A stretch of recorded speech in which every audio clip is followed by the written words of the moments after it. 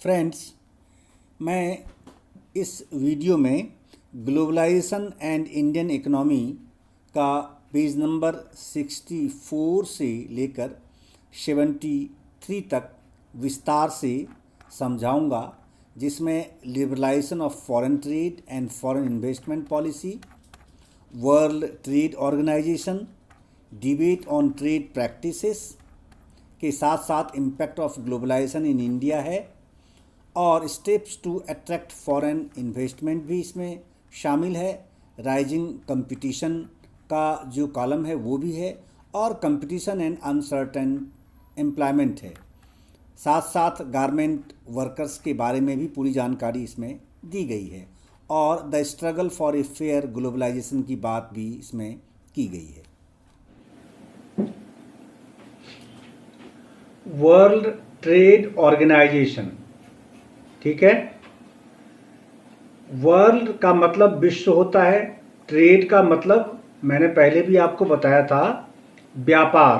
किसी भी तरह की जो व्यापारिक गतिविधियां हैं, कॉमर्शियल एक्टिविटीज़ होती है, जिसमें सभी प्रकार की व्यापारिक गतिविधियां शामिल हैं, खरीदने और बेचने का, लेने और देने का, एक्सपोर्ट और इंपोर्ट का, और अगर आप एक शब्द में उसे बोलेंगे तो उसको हम एक्सचेंज बोलते हैं, लेना और देना, तो उसको हम ट्रेड बोलते हैं। और ऑर्गेनाइजेशन का मतलब हो गया कि संस्था, यानी वर्ल्ड ट्रेड ऑर्गेनाइजेशन का मतलब हुआ कि विश्व व्यापार संस्था, हिंदी में अगर आप इसे कहना चाहते हैं तो, ठीक है। तो ये क्या है वास्तव में, पहले इसके बारे में जानना बड़ा ज़रूरी है कि वर्ल्ड ट्रेड ऑर्गेनाइजेशन है क्या। वर्ल्ड ट्रेड ऑर्गेनाइजेशन, वर्ल्ड से आप समझ रहे होंगे कि जब ये विश्व बोल रहा है, इसका मतलब है कि दुनिया के सभी देशों का एक समूह है। और किस लिए ये समूह बना है? ये समूह बना है व्यापार करने के लिए, आपस में व्यापारिक संबंध स्थापित करने के लिए ये एक संस्था का निर्माण किया है। सभी देशों ने मिल करके अपनी आम सहमति के आधार पर, और ये व्यापारिक संस्था का निर्माण इसलिए किया गया है कि सभी देशों के बीच में जो व्यापार होंगे वो व्यापार किस नियम के तहत होंगे, क्या उसके कोई रूल्स एंड रेगुलेशन होंगे, कोई उसके टर्म्स एंड कंडीशन होंगे, उसकी कुछ नियम और शर्तें होंगी, ठीक है। तो ये वर्ल्ड ट्रेड ऑर्गेनाइजेशन जो है सभी देशों के लिए व्यापारिक गतिविधियों को संचालित करने के लिए ये नियम और शर्तें निर्धारित करती है। और ये एक तरह से मॉनिटरिंग संस्था है, यानी रेगुलेट करती है वो सभी देशों के व्यापारिक गतिविधियों को कि कोई देश किसी दूसरे देश के साथ व्यापार करने में क्या किसी प्रकार का अन्याय तो नहीं कर रहा, कोई इनजस्टिस तो नहीं कर रहा, कोई गैर कानूनी कदम तो नहीं उठा रहा है, कोई ऐसी गतिविधि या इस प्रकार के उन्होंने नियम तो अपने यहाँ नहीं बना रखे हैं जिससे दूसरे देश को बहुत ज़्यादा नुकसान होता हो और खुद का उसका अपना फायदा होता हो। तो सभी देशों का इसमें उसके कुल मिलाकर के प्रॉफिट और लॉस की दृष्टि से, उसके लाभ और हानि की दृष्टि से भी ये अपने नियम निर्धारित करते हैं और बनाते हैं। इसमें लगभग 164 कंट्रीज हैं जो इसके मेंबर हैं, यानी सदस्य हैं अभी वर्तमान में अगर आप देखें तो वर्ल्ड ट्रेड ऑर्गेनाइजेशन का बेसिक स्ट्रक्चर यही है, बेसिक कंसेप्ट यही है कि ये दुनिया के सभी देशों के बीच होने वाले व्यापारिक गतिविधियों को कंट्रोल करता है, मॉनिटर करता है, सर्कुलेट करता है, रेगुलेट करता है, नियंत्रित करता है, और इनके ही नियम और शर्तें जो निर्धारित की गई होती हैं उसी के आधार पर एक देश दूसरे देश के साथ व्यापार कर सकता है। जैसे फॉर एग्जाम्पल, पहले क्या था कि जब भारत आज़ाद हुआ, अपना देश जब आज़ाद हुआ, तो उसके बाद हमारे देश के शासकों ने, उस वक्त के प्रधानमंत्री ने या संविधान बनाने वाले ने या फिर जो मंत्री थे या प्रधानमंत्री थे या संसद में जो सांसद चुनकर एमपी जाते हैं, उनका ये विचार था कि अगर अभी हम दुनिया के अन्य देशों के लिए अपने देश को अगर हम खोल देंगे व्यापार करने के लिए, तो फिर जो हमारे यहाँ का उद्योग है, हमारे यहाँ की जो इंडस्ट्री है या जो कॉमर्स है, जो व्यापार है, या जो छोटे लोग हैं जिन्होंने अभी तक उद्योग देखा नहीं है आज़ादी से पहले, वो फिर उठ नहीं पाएंगे, वो फिर डेवलप नहीं हो पाएंगे, वो स्वयं को अपने को विस्तार नहीं दे पाएंगे, मार्केट में वो अपने को स्थापित नहीं कर पाएंगे, स्टेब्लिश नहीं कर पाएंगे, क्योंकि दुनिया के जो बहुत सारे देश थे वो हमसे पहले से आज़ाद थे और पहले से बहुत ज़्यादा डेवलप थे। बहुत सारी कंट्री, चाहे अमेरिका है, यूएसए है, जर्मनी है, फ्रांस है, जापान है, रसिया है, ब्रिटेन है, ये सब जो कंट्रीज हैं ये सब पहले 100 साल, 70 साल, 80 साल पहले से ही बहुत अच्छी स्थिति में थे। तो इस कारण से कि वहाँ के व्यापारी हमारे यहाँ अगर आ जाते हैं तो फिर ये क्या करेंगे, हमारे यहाँ व्यापार पर कब्जा कर लेंगे, हमारी इंडस्ट्री डंप हो जाएगी, वो उसके कंपटीशन में खड़ी नहीं हो पाएगी। तो इस कारण से हमारे देश के शासकों ने उस वक्त ये नियम बना रखा था कि हम यहाँ केवल और केवल जो एसेंशियल एक्टिविटीज़ है, एसेंशियल आइटम्स हैं, जो बहुत आवश्यक वस्तुओं में से आते हैं जीवन के लिए, हम केवल उसी के व्यापार को आने लाने ले जाने के लिए अनुमति हम देंगे भारत में, इसके अलावा अन्य चीज़ों की अनुमति यहाँ नहीं देंगे। तो उन्होंने वहाँ रेस्ट्रिक्शंस लगाया था, जिसे आप ट्रेड बार, आपने ट्रेड बैरियर्स पहले आपने सुना, जो मैंने पहले आपको बताया था इससे पहले के पेजेस पे, वो चैप्टर्स, वो आपके कॉलम आए हुए थे।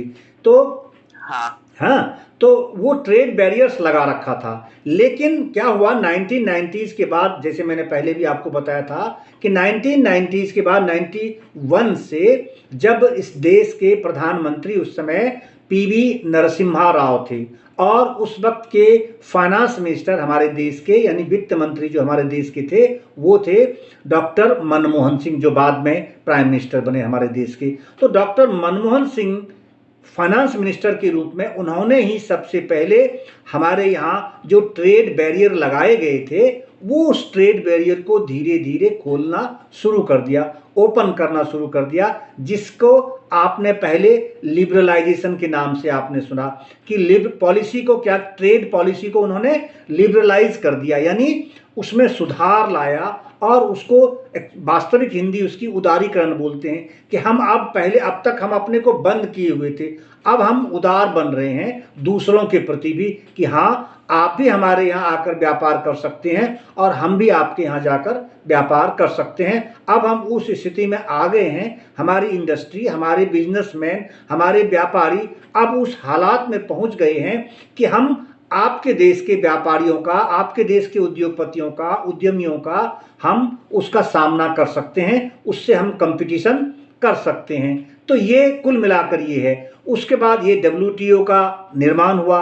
और WTO में अभी 164 कंट्रीज हैं जो उस संस्था के नियम बनाते हैं और उसके बाद वही नियम सभी देशों पर लागू होते हैं। अगर कोई देश किसी आइटम को लेकर व्यापार की दृष्टि से किसी दूसरे देश के साथ अगर अन्याय करता है कि हम अपना सामान तो उसके यहाँ भेजेंगे लेकिन उनका सामान हम अपने यहाँ नहीं आने देंगे, तो ऐसे मद में WTO उसमें हस्तक्षेप करता है, इंटरफेयर करता है और WTO फिर उस देश को कहता है कि नहीं, आप नियम विरुद्ध काम कर रहे हैं, आप अंतर्राष्ट्रीय जो नियम है व्यापार के, आप उसका उल्लंघन कर रहे हैं, आपको ये अनुमति नहीं दी जा सकती है। तो वो इसके खिलाफ कार्रवाई कर सकता है, ये भी इनके पास पावर है। इसमें रिजोल्यूशन पास किया जाता है, हर साल में, दूसरे साल में, तीसरे साल में हमेशा रिव्यू होता है और मीटिंग होती है। सभी देशों के जो शासक हैं बड़े, या फिर जो उसके मेंबर हैं, या फिर जो उसके व्यापार मंत्री होते हैं, जो कॉमर्स मिनिस्टर होते हैं हर कंट्रीज के, उनकी बैठक होती है, वो इसके मेंबर होते हैं और वो बैठ करके फिर चर्चा करते हैं। अगर किसी देश को किसी दूसरे देश के साथ कोई दिक्कत है, किसी प्रकार की परेशानी आती है, अगर कोई विवाद आता है, कोई डिस्प्यूट होता है व्यापार के दौरान, तो वो फिर WTO में जाकर के एप्लीकेशन लगाता है और वहाँ अपनी बात रखता है कि हमारे साथ ये गलत हो रहा है। तो फिर वो दोनों देशों के बीच या तो समझौता कराता है या फिर वो किसी प्रकार की नियम शर्तों की दृष्टि से उस पर प्रतिबंध लगाने का अनाउंस कर देता है। ठीक है, तो कुल मिला के WTO की स्थिति ये है, उसका जो बेसिक कंसेप्ट है वो यही है। आप बताइए क्या आपने समझ लिया इस चीज को? हाँ। ठीक है, अब आप देखिए क्या कहते हैं, all countries in the world should liberalise there policies. अब WTO क्या है, अब फोकस, अब धीरे धीरे क्या हुआ, क्योंकि अब दो तरह के अगर आप देखेंगे तो दुनिया में जितने देश हैं, अगर 164 कंट्रीज अभी इसके मेंबर हैं, तो इस 164 कंट्रीज में आप अगर कंट्रीज को डिवाइड करने लगेंगे उसके इकोनॉमिक कंडीशन की दृष्टि से या फिर उसके व्यापारिक गतिविधियों की दृष्टि से, तो आप इसे 3 श्रेणी में बांट सकते हैं। फर्स्ट हो गया जो डेवलप्ड कंट्रीज है, दूसरा हो गया जो डेवलपिंग है, जो अभी बहुत रैपिडली डेवलपिंग सिचुएशन में है और वो डेवलप कर रहा है, और तीसरा है जो बिल्कुल ही बैकवर्ड है या मोस्ट बैकवर्ड कंट्रीज अभी भी हैं, जिनकी आर्थिक स्थिति बहुत बदहाल है, बहुत ही खराब है, निम्न स्तर में है। तो ये जो 3 प्रकार के लोग हैं, 3 प्रकार के कंट्रीज हैं, ये तीनों ही इसके मेंबर हैं। ठीक है, तो इन तीनों के बीच में सामंजस्य स्थापित करने की दृष्टि से WTO अपनी पॉलिसी का निर्माण करता है और वो फिर उसी के अनुरूप कि किसी दूसरे के साथ अन्याय नहीं हो, सभी देशों को वो अपनी पॉलिसी को लिबरलाइज करने, अपनी ट्रेड पॉलिसी में उदारीकरण लाने के लिए, उसमें सुधार करने के लिए उसको सुझाव देते हैं। यानी कभी कभी तो मीटिंग में उन पर दबाव भी डाला जाता है कि आपके यहाँ ये नियम गलत है, आप इसको पूरी तरह बदल दीजिए, आप इसमें ये संशोधन लाइए, आप इसमें ये अमेंडमेंट लाइए। तो इस तरह की बातें होती हैं। World trade organisation is one such organisation whose aim is to liberalize international trade, जो मैंने अभी आपको बताया। आगे है started at the initiative of the developed countries, WTO establishes rule regarding international trade, जो मैंने आपको बताया। उसके बाद and sees that these rules are obeyed, और वो ये भी देखता है कि इन नियमों का पूरी तरह पालन होना चाहिए। At present 164 countries of the world are currently members of the WTO, हमने आपको बताया ही। आगे है दो, WTO is supposed to allow free trade of all. In practice, it is seen that the developed countries have unfairly retained trade barriers. ठीक है, और दूसरा पक्ष ये है कि WTO ये भी ध्यान देता है कि जो डेवलप्ड कंट्रीज हैं, क्योंकि वो तो डेवलप हो चुके हैं, उनके यहाँ सब लोग समृद्ध हो चुके हैं, उनके यहाँ उनकी इंडस्ट्री बहुत पावरफुल हो चुकी है, उनकी जो फार्मिंग है, एग्रो इंडस्ट्रीज है, वो बहुत पावरफुल हो चुकी है, चाहे कंस्ट्रक्शन की इंडस्ट्री है वो बहुत पावरफुल हो चुकी है, गारमेंट की इंडस्ट्री बहुत पावरफुल हो चुकी है, विभिन्न अलग अलग सेक्शन में जिस तरह की वो प्रोडक्शन करते हैं, या फिर जो उनकी सर्विस इंडस्ट्रीज है वो भी बहुत पावरफुल है, टेक्नोलॉजी की इंडस्ट्री है, IT इंडस्ट्री है, वो बहुत पावरफुल है।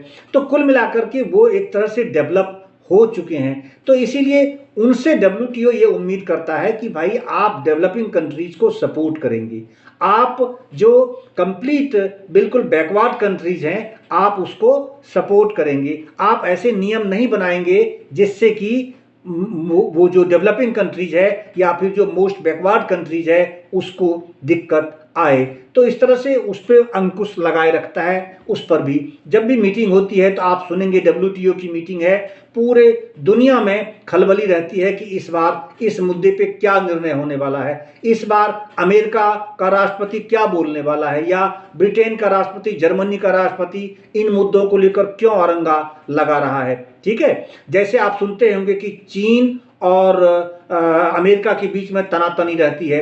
वो तनातनी क्यों रहती है? व्यापार को लेकर के रहती है कि चीन चाहता है पूरे दुनिया पे हम अपने सारे सामान भेजें और कब्जा करें, अपने व्यापार पे ज़्यादा ज़्यादा पैसे हम कमाएं, और अमेरिका की कोशिश ये होती है कि हम पूरी दुनिया पे कब्जा करें और हम व्यापार पे कब्जा करें और हम ज़्यादा से ज़्यादा पैसे कमाएं, ज़्यादा से ज़्यादा प्रॉफिट हम कमाएं, दुनिया पे हमारा राज हो।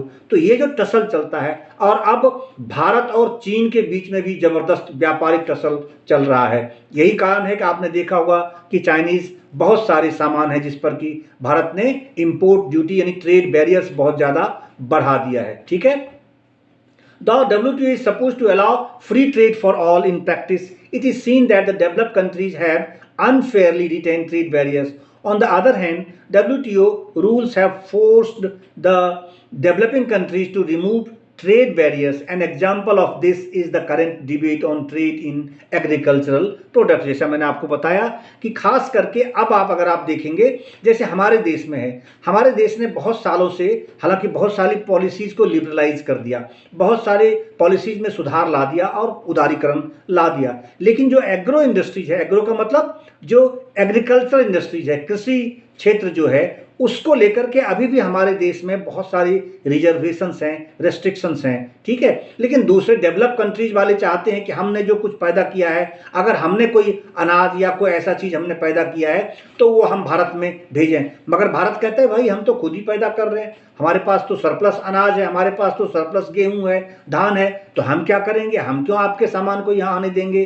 ठीक है, एक दूसरा ये होता है, वो कहता है कि भाई आप अपने किसानों को सब्सिडी नहीं दो, छूट नहीं दो। जैसे आपने सुना होगा कि खाद अगर किसान खरीदता है तो उसमें छूट देती है सरकार, किसान अगर ट्रैक्टर खरीदता है उसमें डिस्काउंट छूट देती है सरकार, किसान अगर कोई कंपोस्ट खरीदते हैं उसमें छूट देती है सरकार। इसी तरह से कोई और कंपोनेंट जैसे सिंचाई के साधन हैं, पंप सेट होते हैं, बिजली के सेट होते हैं, या फिर आपने सुना होगा अभी जो हवा वाला वो चल रहा है सिंचाई में उपयोग करता है, उस सेट को लेकर के, जैसे सोलर सिस्टम अभी आपने सुना होगा सिंचाई के लिए किसान यूज करता है, तो गवर्नमेंट ऑफ इंडिया और जो अन्य स्टेट गवर्नमेंट है वो भी उसमें सब्सिडी देती है, छूट देती है। तो बहुत प्रकार की छूट अभी, उसके बाद आपने सुना होगा अभी कि प्रधानमंत्री ने शुरू किया है कि हर किसान के खाते में 2,000 रुपये हर 3 महीने पे 4 महीने पे डालते हैं ना, पूरे साल में 6,000 डालते हैं। तो इस तरह से ये जो सब्सिडीज दे रहे हैं किसानों को समृद्ध बनाने के लिए, मजबूत करने के लिए, तो इससे क्या है दूसरे देशों को तकलीफ हो रही है जो डेवलप कंट्रीज हैं, क्योंकि हमारे किसान उसके बराबर में आके खड़े हो रहे हैं, हमारे किसान भी उससे कम कीमत में वही सेम सामान, उतनी ही क्वालिटी के सामान या अनाज या और कोई जो एग्रो प्रोडक्ट्स हैं वो देने को वो स्थिति में आ गए हैं, तो कम्पीट कर रहे हैं, इससे उनको दिक्कत होती है। तो इसी कारण से वो दबाव बनाते हैं कि भाई आप एग्रीकल्चर प्रोडक्ट्स में भी सुधार लाइए और एग्रीकल्चर प्रोडक्ट्स के जो ट्रेड है उसमें भी उसको भी लिबरलाइज करिए, आप उसमें पूरी छूट दिए, जिससे हम भी आपके यहाँ जाकर अपना सामान एग्रो प्रोडक्ट्स बेच सकें। ठीक है, अब आगे है डिबेट ऑन ट्रेड प्रैक्टिसेस। ठीक, अब डिबेट ऑन ट्रेड प्रैक्टिसेस का मतलब जो मैंने आपको बताया कि ये चर्चा का विषय होता है, कहाँ, WTO में, वर्ल्ड ट्रेड ऑर्गेनाइजेशन में चर्चा का विषय होता है कि ट्रेड का जो प्रैक्टिस है यानी व्यापारिक गतिविधियां हैं वो कैसे होनी चाहिए, किस प्रकार से होनी चाहिए, क्या उसके नियम और शर्तें हों। You have seen in chapter 2 that the agriculture sector provides the bulk of employment and a significant portion of the GDP in India।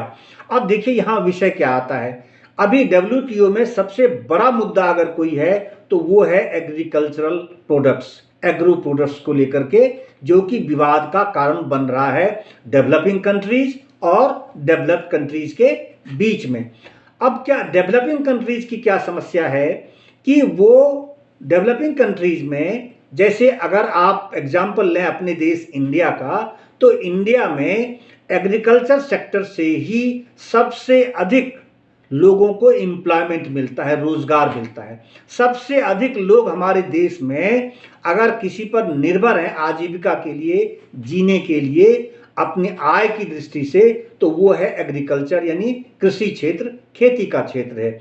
तो इसको लेकर के भारत सरकार बहुत संवेदनशील रहती है कि अगर इस क्षेत्र को हमने खोल दिया और हमारा ये क्षेत्र दूसरे देश के किसानों के सामने नहीं टिक पाया, दब गया, तो फिर क्या होगा, फिर हमारे जो किसान हैं वो दब जाएंगे, हमारी खेती दब जाएगी, कमजोर हो जाएगी, और जो रोजगार यहाँ लोगों को मिल रहे हैं उससे वो छिन जाएंगे लोगों से। लोगों की जो आय की जो स्थिति है वो ठीक निम्न स्तर में जा सकती है, उसको बुरी तरह वो प्रभावित कर सकता है। ठीक है, compare this to a developed country such as the US with a share of agriculture in GDP at 1% and its share in total employment a tiny 0.5%।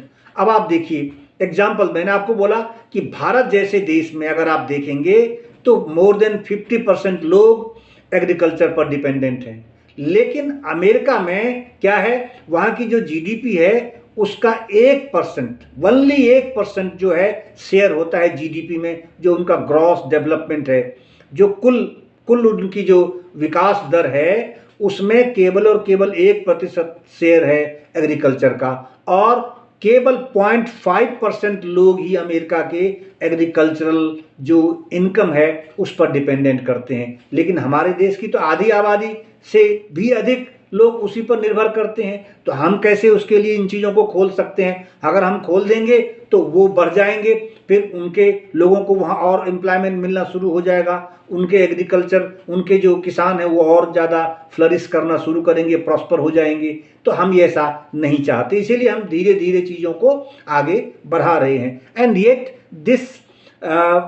this very small percentage of people who are engaged in agriculture in the US receive massive sums of money from the US government for production and for exports to other countries. Due to this massive money that they receive, US farmers can sell the farm products at abnormally low prices। मैंने आपको पहले ही बताया कि वहाँ कम लोग खेती कर रहे हैं, लेकिन बहुत ह्यूज सब्सिडी, बहुत ह्यूज डिस्काउंट और उनको छूट दी जा रही है यूएस के द्वारा वहाँ के किसानों को।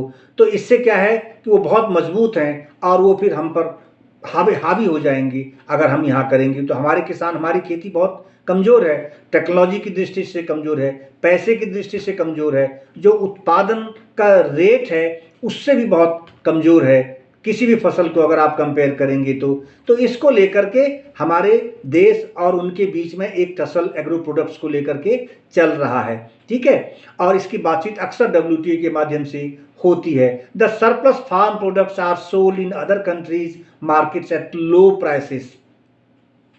जो अमेरिका में उपज है उस उपज को, क्योंकि उसमें सरकार का योगदान बहुत ज़्यादा रहता है, उनको बहुत ज़्यादा छूट दी जा रही है, तो इस कारण से वो और लो प्रोडक्ट्स पे अच्छी क्वालिटी के जो एग्रो प्रोडक्ट्स हैं वो बेचने की स्थिति में हैं। तो इसके कारण से क्या होता है कि वो वहाँ के किसानों को फ़ायदा होगा, क्योंकि उसमें सब्सिडी बहुत ज़्यादा उनको दी जाती है, तो उनको प्रॉफिट ज़्यादा हो जाता है, ज़्यादातर जो खर्च हैं वो सरकार वहन कर लेती है वहाँ, और यहाँ वो हालात नहीं हैं। तो इस कारण से हमारे किसान उसके साथ compete नहीं कर पाएंगे और उसका एडवर्स इफेक्ट हमारे फार्मर्स पर पड़ सकता है। ठीक है, अब है developing countries are therefore asking the developed country governments, we have reduced trade barrier as per WTO rules, but you have ignored the rules of WTO and have continued to pay your farmers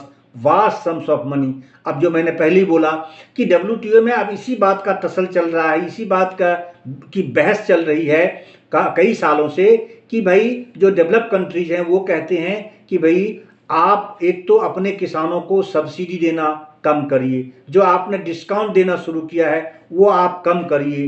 दूसरा ये कहता है कि भाई WTO ने जो नियम बनाया है आप अपने एग्रो प्रोडक्ट्स की दृष्टि से भी अपने देश का दरवाज़ा खोल दीजिए, जिससे हमारे किसानों के प्रोडक्ट भी आपके यहाँ जाकर बिकने लगें। तो इसको लेकर के बहुत तसल चल रहा है, बहुत बहस चल रही है, और इस मुद्दे पर खास करके इस मुद्दे पर भारत और अमेरिका के बीच में बहुत ज़बरदस्त टसल है, और उसमें एक पार्ट चाइना भी है। तो इस मद में कभी कभी चाइना और भारत एक साथ खड़ा हो जाता है WTO में जाकर के, और अमेरिका अलग हो जाता है। ठीक है, तो क्योंकि अमेरिका को इससे बहुत नुकसान हो रहा है वहाँ के किसानों को, तो इस कारण से वो ये कोशिश कर रहा है कि भाई एग्रीकल्चर सेक्टर में भी अगर ये अपने मार्केट को ओपन कर दे, अपने देश को ओपन कर दे, तो हम पूरा यहाँ अपने जो प्रोडक्ट्स हैं उसको यहाँ भेजना शुरू करें, फिर हमारे किसानों को उसका फायदा होगा।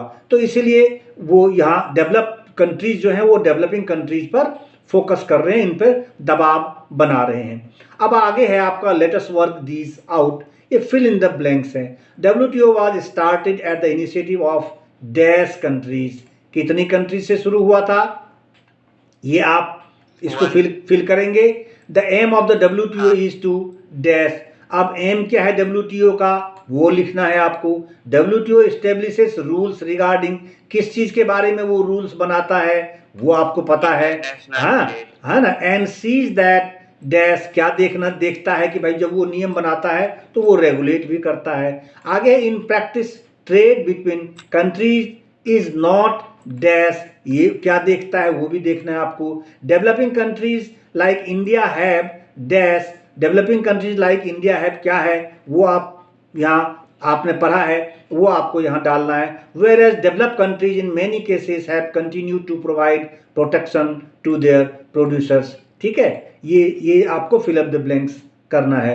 सेकेंड है what do you think can be done so that trade between countries is more fair, कि क्या करना चाहिए, क्या ऐसा कदम उठाना चाहिए जिससे कि जो विभिन्न देशों के बीच में व्यापार हैं वो बहुत ईमानदारी से हो, फेयर हो, साफ सुथरा हो, ट्रांसपेरेंट हो। ठीक है, आगे तीसरा नंबर है in the above example we saw that the US government gives massive sums of money to farmers for production, at times government also gives support to promote production of certain types of goods such as those which are environmentally friendly.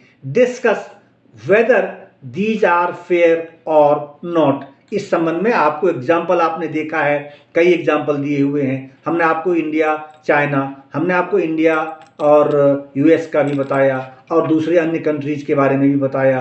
तो उस दृष्टि से आप देखेंगे और इसको discuss करेंगे।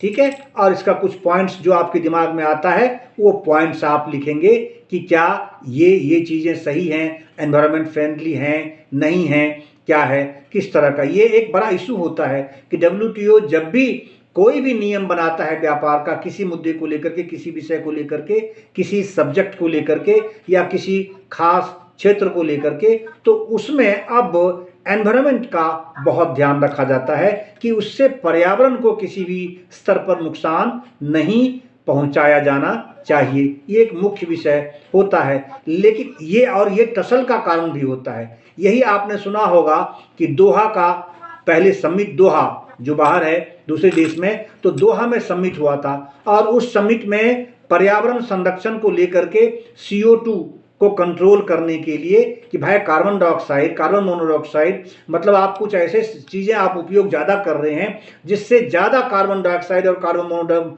Monoxide आप उत्सर्जन कर रहे हैं, आपके देश में हो रहा है। इससे आप ओजोन का जो लेयर है उसको ज़्यादा नुकसान पहुंचा रहे हैं। तो इसीलिए आप इन चीज़ों पे आप कमांड करिए, इन चीज़ों को कंट्रोल करिए, इसको कटअप करिए, इसको आगे बढ़ाइए, और इससे जो नुकसान दुनिया को हो रहा है वो उसकी भरपाई आपको आर्थिक तौर पे इतनी करनी पड़ेगी। तो ये सब बहस का विषय WTO में होता है और खासकर अमेरिका के साथ बहुत टसल होता है भारत का, क्योंकि भारत पर्यावरण की दृष्टि से बहुत संवेदनशील है। भारत अक्सर बोलता है मीटिंग में कि भाई अमेरिका में सबसे ज़्यादा इंडस्ट्री डेवलप्ड है, वहाँ सबसे ज़्यादा एयर कंडीशन उपयोग किए जाते हैं, सबसे ज़्यादा एनर्जी उपयोग किया जाता है, सबसे ज़्यादा पेट्रोल डीजल जो पेट्रोल प्रोडक्ट्स हैं उसका उपयोग हो रहा है। तो उससे जो दूसरे देशों को भी बहुत नुकसान पहुंच रहा है और ओजोन लेयर में छेद जो हो रहे हैं, जिससे तो अल्ट्रावायलेट रेज जो धरती पर आ रही, जिससे आपका टेम्परेचर बढ़ रहा है, बारिश ज़्यादा कभी होने लगती है, जो भौगोलिक परिस्थितियों में बड़ा परिवर्तन आप देख रहे हो वो उसी कारण से है। तो इन विषयों को लेकर के WTO में बहुत ज़्यादा बहस होती है और ये भी एक बड़ा मुद्दा होता है व्यापारिक गतिविधियों को संचालित करने के दौरान। ठीक है, ये समझ लिया आपने। अब आगे impact of globalisation in India. क्या है impact of globalisation in India. Impact का क्या मतलब होता है, हालांकि नक्शेल में हम पहले ही आपको कई चीज़ें बता चुके हैं इससे पहले के पेजेस में। इम्पैक्ट का मतलब होता है असर, उसका प्रभाव ऑफ ग्लोबलाइजेशन की, जो जो वैश्वीकरण हुआ, जो जिसे आप एक तरह से आपने कहा था भूमंडलीकरण, लेकिन वास्तव में ये क्या है, वैश्वीकरण है, यानी व्यापार का वैश्वीकरण। जो व्यापारिक गतिविधियां हैं, जो औद्योगिक गतिविधियां हैं, उसको पूरी दुनिया में फैलाव जो हुआ, हर देश, एक देश दूसरे देश में जाकर अपनी गतिविधि कर सकता है, विस्तार दे सकता है, तो उसका भारत पर क्या असर पड़ा, ये जानना है हमको। Impact of globalisation in India, कि ग्लोबलाइजेशन का भारत पर, इंडिया पर क्या इम्पैक्ट पड़ा, क्या असर पड़ा। अब है इन द लास्ट 20 ईयर्स, पिछले अगर आप 20 वर्षों में देखेंगे तो globalisation of the Indian economy has come a long way. अभी हमने थोड़ी देर पहले आपको बताया था कि एक समय था 1990 से पहले तक, आज़ादी के बाद हमारे देश में बहुत सारे ट्रेड बैरियर्स लगाए गए थे। बाहर के व्यापारियों को या उद्योगों को, उद्यमियों को, उसके इंडस्ट्रियलिस्ट को हमारे देश में आकर इंडस्ट्री लगाने की अनुमति बहुत सारे क्षेत्रों में नहीं थी। अपने सामान यहाँ बेचने की अनुमति नहीं थी। तो यानी कि हम वहाँ से बहुत सारे ऐसे आइटम्स थे, मतलब सैकड़ों की संख्या में, 300-400 प्रकार के ऐसे आइटम्स थे जो कि हमारे देश में नहीं आ सकते थे, इंपोर्ट नहीं की जा सकते थे। हम एक्सपोर्ट करते थे, हम उसको इंपोर्ट नहीं करने देते थे। इतना रेस्ट्रिक्शन लगा रखा था हमने।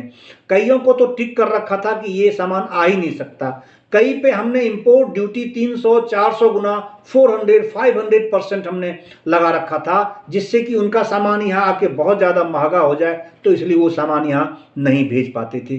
तो एक ये था 20 साल पहले तक अगर आप, लेकिन 20 साल में अगर आप देखेंगे तो बड़ा परिवर्तन हुआ। 1991 से, जैसे मैंने बताया था, doctor Manmohan Singh finance minister थे, तो उन्होंने ही सबसे पहले लिबरलाइजेशन किया पॉलिसीज में, ट्रेड पॉलिसी में, इंडियन ट्रेड पॉलिसीज में। तो उसके बाद, यानी पिछले 20 वर्ष, 1991 के बाद से जो दरवाजा खुला है भारत का, तब से लेकर अब तक की जो यात्रा रही है भारत की इकोनॉमिक गतिविधियों की, उसमें क्या असर पड़ा, यानी बहुत लंबा रास्ता। 20 वर्ष बहुत लंबा समय होता है। 1991 से लेकर 2000, यानी कितने साल हो गए, 9 वर्ष के आसपास वो हो गए।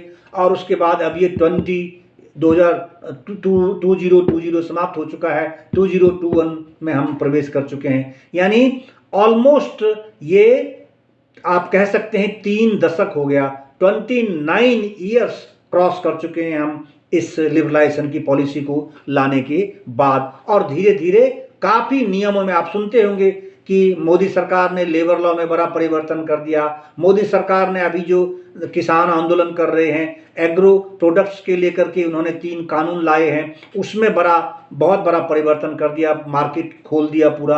अब वो लिमिटेड नहीं है ना, उस कानून को पूरी तरह उन्होंने बदल कर रख दिया। इंडस्ट्री की पॉलिसी अब हर साल आती है, हर स्टेट गवर्नमेंट लाती है, उसमें बहुत बड़ा परिवर्तन उन्होंने कर दिया। इंडस्ट्री को जो लाइसेंस देते हैं वो उसमें बहुत बड़ा परिवर्तन उन्होंने कर दिया हुआ है कि बहुत कम समय में किसी को भी लाइसेंस दे देते हैं। दूसरा, आप जैसे बहुत सारे ऐसे प्रोडक्ट्स थे वो प्रतिबंधित थे, आप नहीं बना सकते थे, तो उसको भी परमिशन देना अब बहुत आसान कर दिया।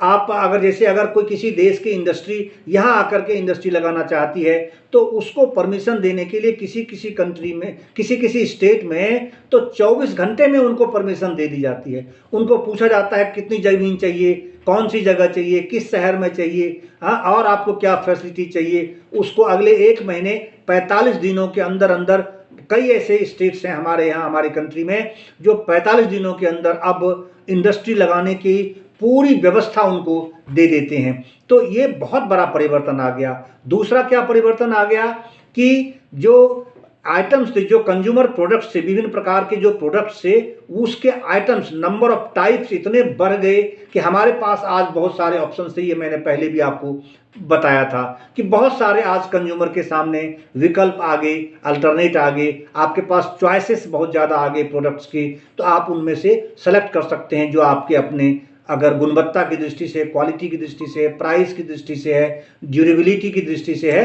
तो आप अपने हिसाब से उसको चुन सकते हैं और उसे आप कर सकते हैं और उसे खरीद सकते हैं। ये आ गया। उसके बाद कंपटीशन हो गया प्राइस की दृष्टि से कि बाहर की कंपनियां हैं, वही सामान बहुत अच्छी क्वालिटी की कम कीमत में देने को तैयार है, और हमारी इंडियन जो कंपनीज थी बहुत महंगी बेचती थी, अब वो भी अपने प्राइस को कंट्रोल करने के लिए मजबूर हैं, कंपेल्ड हैं। तो ये भी एक बड़ा फायदा हो गया। तीसरा आ गया कि क्वालिटी की दृष्टि से, कि अगर क्वालिटी पहले लो क्वालिटी की भी थी तो हमारी कंपनी के, हमारी जो इंडियन कंपनीज थी उसी के प्रोडक्ट्स हमारे पास थे, तो हम वही खरीदने के लिए मजबूर थे। अब हमारे पास बहुत सारे प्रोडक्ट्स आ गए, दुनिया के अलग अलग, जापान का आ गया, चीन का आ गया, अमेरिका का आ गया, फ्रांस का आ गया, जर्मनी का आ गया, रूस का आ गया, बहुत सारे ऐसे जो टेक्नोलॉजिकली बहुत एडवांस कंट्री है, उनके जो प्रोडक्ट्स हमारे सामने आ रहे हैं, तो अब उनमें से हम सेलेक्ट कर पाते हैं और अपने लिए खरीद पाते हैं। तो ये सब बहुत बड़ा परिवर्तन आ गया। उसके बाद आ गया परिवर्तन, एक समय था कि यहाँ 75% 80% लोग खेती पर ही निर्भर करते थे, उसी से जीवन चलता था। 2 बीघा खेत, 1 एकड़ जमीन, और उस पर घर में खाने वाले 50 आदमी, सब के सब बेरोजगार और सब खेती में ही लगे रहते थे, उसी से जिंदगी चलती थी। आज क्या है, आज घर में खेती करने वाले 1 व्यक्ति हैं, और अगर 4 लोग हैं उसमें, तो 3 लोग कहीं ना कहीं अलग अलग जगह पे नौकरी कर रहे हैं, चाहे वो सरकारी नौकरी करते हों, चाहे प्राइवेट नौकरी करते हों, चाहे अपना छोटा सा बिजनेस करते हों, या फिर अपना व्यापार करते हों। ठीक है, तो अब उनको रोजगार भी मिलने लगे हैं। पहले रोजगार नहीं मिलती थी, ज़्यादातर लोग बेरोजगार आते थे, गांव में बैठे हुए और बातें कर रहे हैं, ताश खेल रहे हैं, हुक्का पी रहे हैं, हाँ, बीड़ी पी रहे हैं, खेल रहे हैं, हंस रहे हैं, बोल रहे हैं। जिंदगी उनकी ऐसे जाती थी, समय ऐसे केवल कटता था।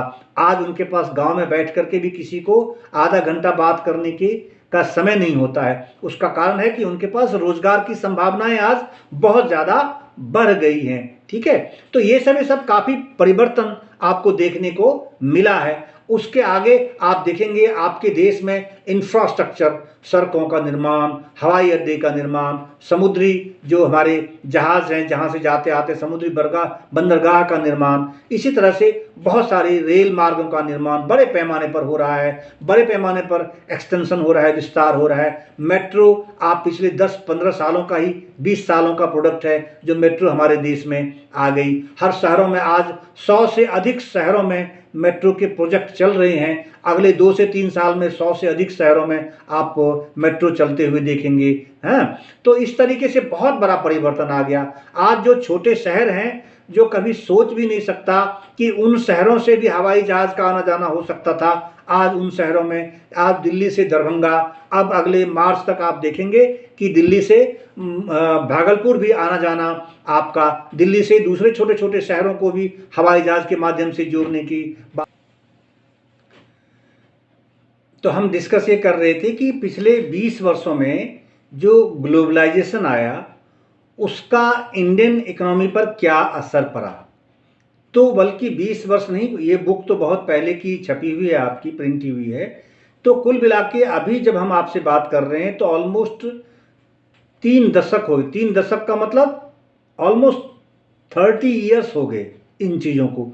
इंडिया की बात अगर हम करें तो 1991 में पहली बार लिबरलाइजेशन की पॉलिसी लाई गई by doctor Manmohan Singh, who was then the finance minister of India.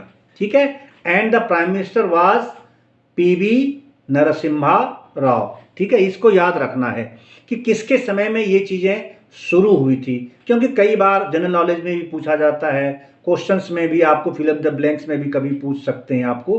हालांकि आपकी बुक में ये चीज़ें नहीं दी गई हैं, बावजूद इसके ये चीज़ें जरूर ध्यान में आपको रखनी चाहिए कि 1991 से हमारे यहाँ लिबरलाइजेशन की पॉलिसी लाई गई और तभी से हम ग्लोबलाइजेशन के पार्ट बन गए। वैसे तो थे, लेकिन एसेंशियल जो आइटम्स थे उसी को लेकर के हमने व्यापार की अनुमति दी हुई थी, और उसके बाद हमने सैकड़ों आइटम्स पे एकदम वन टाइम खोला, और फिर फेज वाइज धीरे धीरे 50 आइटम, 25 आइटम, 60 आइटम उसमें से सेलेक्ट करते चले गए कि किससे हमको नुकसान हो सकता है, किससे नहीं हो सकता है। तो उस हिसाब से हमने उन आइटम्स पर व्यापार करना दूसरे देशों के साथ फिर शुरू किया, और उनके लिए अपने मार्केट को भी, अपने देश को भी हमने दरवाज़ा खोल दिया। तो ये हुआ। What has been its effect on the lifes of people, मैंने आपको बताया कि लोगों के जीवन पे इसका क्या असर पड़ा, रोजगार की दृष्टि से, उद्योग की दृष्टि से, आर्थिक दृष्टि से, हैं, पढ़ाई लिखाई की दृष्टि से, टेक्नोलॉजी एडवांसमेंट की दृष्टि से, दो देशों के बीच में जुड़ाव की दृष्टि से, एक छोटे शहर को बड़े शहर के साथ जोड़ने की दृष्टि से, रेलवे इंफ्रास्ट्रक्चर की दृष्टि से, रोड इंफ्रास्ट्रक्चर की दृष्टि से, हवाई जो एयर इंफ्रास्ट्रक्चर है, हवाई जहाज़ के माध्यम से जोड़ने का, व्यापारिक गतिविधियां करने का, उसके माध्यम से, जो छोटे छोटे व्यापार हैं उसके माध्यम से, बहुत सारे मॉल्स हैं, कमर्शियल सेक्शंस हैं। आपके शहर में, आपके कंट्रीज़ में अगर आप देखेंगे तो 100 स्मार्ट सिटीज़ बन रहे हैं, जो प्राइम मिनिस्टर नरेंद्र मोदी का उनका सपना है, और उनका खुद का एक खास प्रोजेक्ट है, उस पर काम बड़े जोर शोर से चल रहा है कई देशों में। आपने देखा बुलेट जो ट्रेन्स हैं उस प्रोजेक्ट पे काम चल रहा है। हाँ, बहुत पहले 50, 60, 100 किलोमीटर प्रति घंटा की रफ्तार से ट्रेन अगर चलती थी बहुत बड़ी बात होती थी। आज हम 110, 115, 125 किलोमीटर प्रति घंटा की रफ्तार में हम जाने की तैयारी में कर रहे हैं, बुलेट ट्रेन की दृष्टि से, और दूसरे अन्य जो ट्रेन्स हैं। पहले हमारी ट्रेन में केवल फर्स्ट क्लास होती थी, एसी कोच नहीं होते थे। आज आप देखेंगे कि पूरी की पूरी ट्रेन एयर कंडीशन कोचेज होती हैं। तो ये सब काफ़ी बदलाव आए। तो आप लिखने के क्रम में अगर आपसे पूछा जाएगा कि what has been its effect on the lifes of people, तो क्या आप उसे एक्सप्लेन कर सकते हैं? मुझे लगता है कि अब आप ठीक से इसको एक्सप्लेन कर पाएंगे कि हमारे जीवन में, हाँ, हमारे जीवन में इसका क्या असर पड़ा, क्या इम्पैक्ट पड़ा। Let us look at some of the evidence. अब आगे में जो मैंने आपको बताया, आप देखो इसमें से आपकी बुक में क्या चीज़ें बताई गई हैं। Globalisation and greater competition among products both local and foreign producers has been of advantage to consumers. जैसे मैंने बोला कि दो कंपनियों के बीच में जब अगर एक ही तरह के प्रोडक्ट लेकर आएगी तो स्वाभाविक है आपको कम कीमत में मिलेगी और अच्छे सामान मिलेंगे। हाँ, तो इससे कंज्यूमर को बहुत बड़ा फायदा हुआ। Particularly the well of sections in the urban areas, शहरी क्षेत्र में, क्योंकि वहाँ आसानी से सामान पहुँच जाते हैं तो शहरी क्षेत्र को फायदा था। पहले ऑनलाइन यहाँ केवल शहरी क्षेत्र में ही आप मंगा सकते थे, आज आप अपने गांव में भी मंगा सकते हैं। तो इसीलिए ये बुक तो बहुत पहले की छपी है। अब आप देखेंगे कि आप अपने अपने गांव तक जो सुविधा आज हम किसी शहर में बैठकर, गुड़गांव जैसे शहर में बैठकर अगर हमें वो सुविधाएं मिल रही हैं, वही सेम सुविधाएं और उतने ही पैसे में आप अपने गांव में, अगर किसी छोटे शहर में आप रह रहे हैं, किसी ऐसे अगर आप सेमी अर्बन एरियाज में रह रहे हैं जो अर्ध शहरी क्षेत्र हैं, कस्बा टाइप अगर वो क्षेत्र है, तो भी आप वहाँ इतने ही पैसे में वो सुविधाएं आप उपयोग कर सकते हैं और मंगा सकते हैं। हाँ, वो आप खरीद सकते हैं। तो ये सारी सुविधाएं मिलने लगी। There is greater choice before these consumers. मैंने पहले ही बोला कि आज कंज्यूमर्स के सामने बहुत सारी चॉइसेस आ गए, विकल्प बहुत सारे आ गए, और उन विकल्पों में आपको जो सस्ता लगता है, सुंदर लगता है, टिकाऊ लगता है, वो गुणवत्तापूर्ण लगता है, क्वालिटी उसकी अच्छी होती है, टेक्नोलॉजी उसके एडवांस होते हैं, उसमें फीचर्स अच्छे होते हैं, देखने में लुक उसका अच्छा होता है, वो ड्यूरेबल होता है। हाँ, तो बहुत सारी चीज़ें ऐसी हैं, और आपके लिए बहुत ज़्यादा से ज़्यादा उपयोगी अगर होता है तो आप वैसे सामान देख करके आप खरीद सकते हैं। आज आपके सामने इतने सारे विकल्प हो गए हैं। Who now enjoy improved quality and lower prices for several products. As a result, these people today enjoy much higher standards of living than was possible earlier. मैंने पहले बोला कि आर्थिक स्थिति में इतना परिवर्तन आ गया।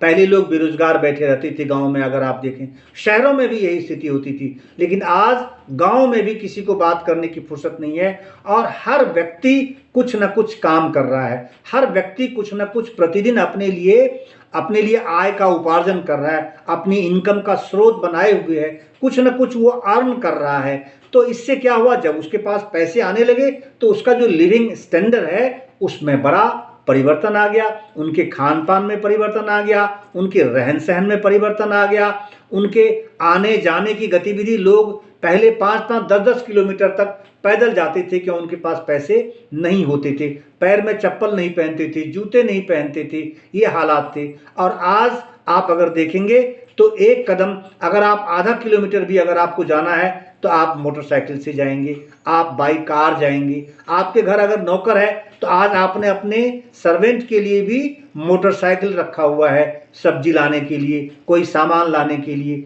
तो अब कितना ज़माना बदल गया, अब कितनी सुविधाओं में कितना बड़ा परिवर्तन आ गया।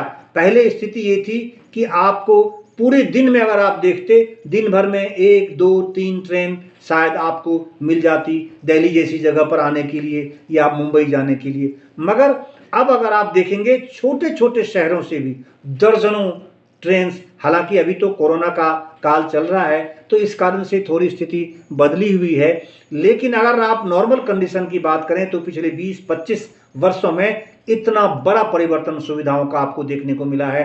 तो इसीलिए जो आपके लाइफ स्टैंडर्ड हैं उसमें बहुत परिवर्तन आ गया है, बहुत ज़्यादा डेवलप हो गया है। तो लोग अब बहुत एंजॉय कर रहे हैं इस स्थिति को। Among producers and workers the impact of globalisation has not been uniform.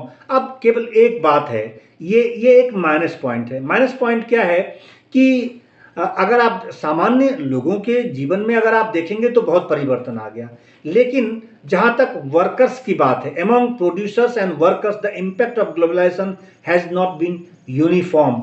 हाँ, ये एक थोड़ा गैप हुआ है। जैसे जो अमीर था वो और ज़्यादा अमीर होता चला गया क्योंकि उन्हें काम का अवसर मिल गया, वो इंडस्ट्री लगा ली, उन्होंने अपना कोई व्यवसाय शुरू कर दिया, कोई धंधा शुरू कर दिया, कोई दुकान खोल ली, कोई पढ़ाने का कोचिंग सेंटर खोल लिया, कोई उन्होंने अगर आप देखेंगे तो प्राइवेट स्कूल्स उन्होंने खोल लिए। तब इलाके में अगर ग्रामीण क्षेत्रों में जाएं तो प्राइवेट स्कूल देखने को नहीं मिलते थे। आज आपको हर ब्लॉक में 2-2, 4, 5, 6 प्राइवेट स्कूल्स, बड़े बड़े प्राइवेट स्कूल्स और बहुत अच्छे स्कूल्स आपको देखने को मिलेंगे। तो क्या है कि जो लोग जिनको काम करने का मौका मिला, अवसर मिला, उसने इसका भरपूर उपयोग किया। और जो छोटे लोग थे उनको काम तो मिले, उनको रोजगार तो मिले, उन्हें एम्प्लॉयमेंट तो मिले, उनकी अर्निंग के स्रोत जो हैं, जो सोर्सेस हैं वो तो बने, लेकिन उस लेवल पे नहीं जिस लेवल पे दूसरे लोगों का, बड़े लोगों का बना। तो इससे जो इनकम में गैप है, जो अंतर है, वो अंतर भी देखने को मिलता है। ये भी ग्लोबलाइजेशन का एक इम्पैक्ट है। तो इसी को कहते हैं कि हैज नॉट बीन यूनिफॉर्म, ये एक जैसा नहीं रहा। इसका यही कहते हैं, ये जो उदारीकरण हुआ, ये जो वैश्वीकरण हुआ आर्थिक दृष्टि से, व्यापारिक दृष्टि से, तो इसका सभी पर समान असर एक दृष्टि से तो पड़ा क्योंकि उसको भी रोजगार मिले, लेकिन दूसरे दृष्टि से अगर आप देखेंगे इनकम बराबर होने की दृष्टि से या सुविधाएं बराबर होने की दृष्टि से तो वो नहीं हुआ। उसका कारण है आर्थिक दृष्टिकोण है। किसी के पास, किसी ने बहुत पैसे कमा लिए, किसी ने कम पैसे कमाए, तो स्वाभाविक है उसके जीवन में बड़ा अंतर आपको देखने को मिलेगा ही मिलेगा।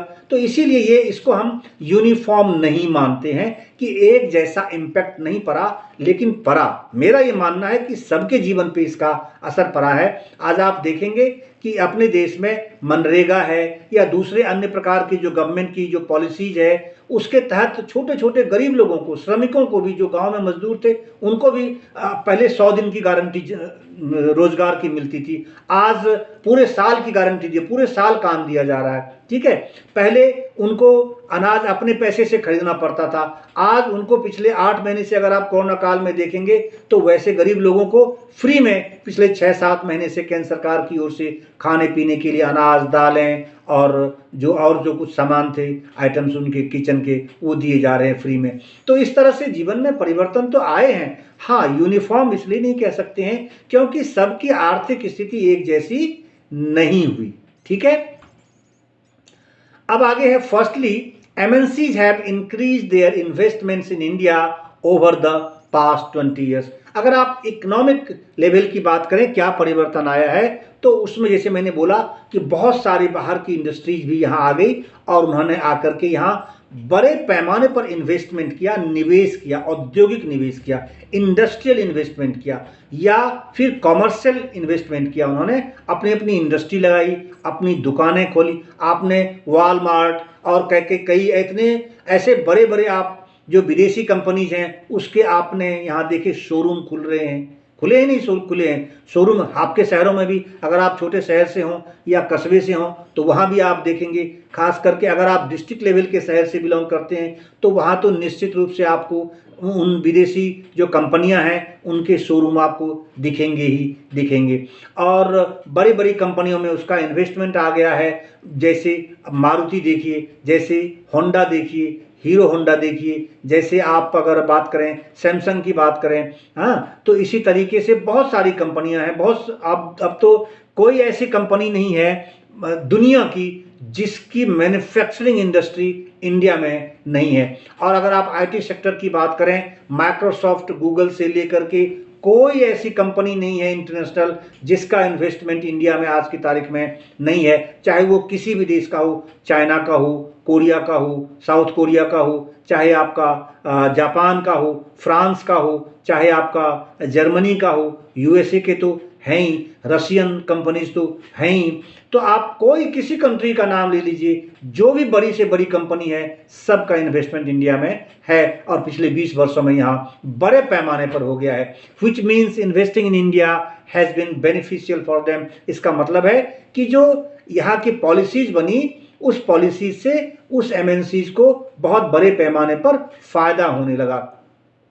MNCs have been interested in industries such as cell phones, मैंने पहले ही बोला था, automobiles, electronics, soft drinks, fast food और सर्विसेज के बारे में पहले से हमने आपको डिफाइन किया हुआ है कि जो विभिन्न प्रकार के जब आप सेवा देते हैं किसी को, चाहे इलेक्ट्रिकल देते हैं, चाहे आप उसका कंप्यूटर ठीक करते हैं, चाहे आप कारपेंटर का काम करते हैं, चाहे आप टीचिंग करते हैं, पढ़ाते हैं किसी को, ठीक है, चाहे आप सफाई का काम करते हैं, चाहे आप सीवर कर्मी हैं आप उसकी सफाई का काम करते हैं, आप चाहे आप घर में पेंटिंग का काम करते हैं, चाहे आप राजमिस्त्री का काम करते हैं, चाहे आप खेती में जाकर लेबर का काम करते हैं, आप खेत जोतने का काम करते हैं, चाहे आप जो अन्य प्रकार के जैसे सड़कों के निर्माण का काम आप करते हैं, रेल में जैसे कुछ और टेक्निकल आप काम करने की बात करते हैं, चाहे आप दर्जी हैं, टेलर हों। तो इस तरह से सर्विसेज के प्रकार इतने ज़्यादा हो गए हैं कि उसको गिनाना बहुत मुश्किल हो गया। इतने सारे प्रोफेशंस हो गए हैं और वो सभी के सभी सर्विस इंडस्ट्रीज में आते हैं। Such as banking in urban areas, यहाँ तक कि जो बैंकिंग का क्षेत्र है वो भी, उसमें भी फॉरेन इन्वेस्टमेंट होने लगे हैं। जैसे आईसीआईसीआई है, चाहे एचडीएफसी है, अमेरिकन एक्सप्रेस बैंक है, ऐसे ही और अन्य जापानीज बैंक, डेवलपमेंट बैंक, उनके भी यहाँ हैं। तो इसी तरह से हमारे बैंक भी दूसरी कंट्रीज में गए हैं, हमारे स्टेट बैंक के भी हैं, दूसरे अन्य जो हमारे बड़े बैंक हैं उनके ब्रांचेज भी दूसरी कंट्रीज में जाकर के खुले हैं। तो बैंकिंग सेक्टर में भी बड़ा इन्वेस्टमेंट देखने को यहाँ मिला है। These products have a large number of will of buyers.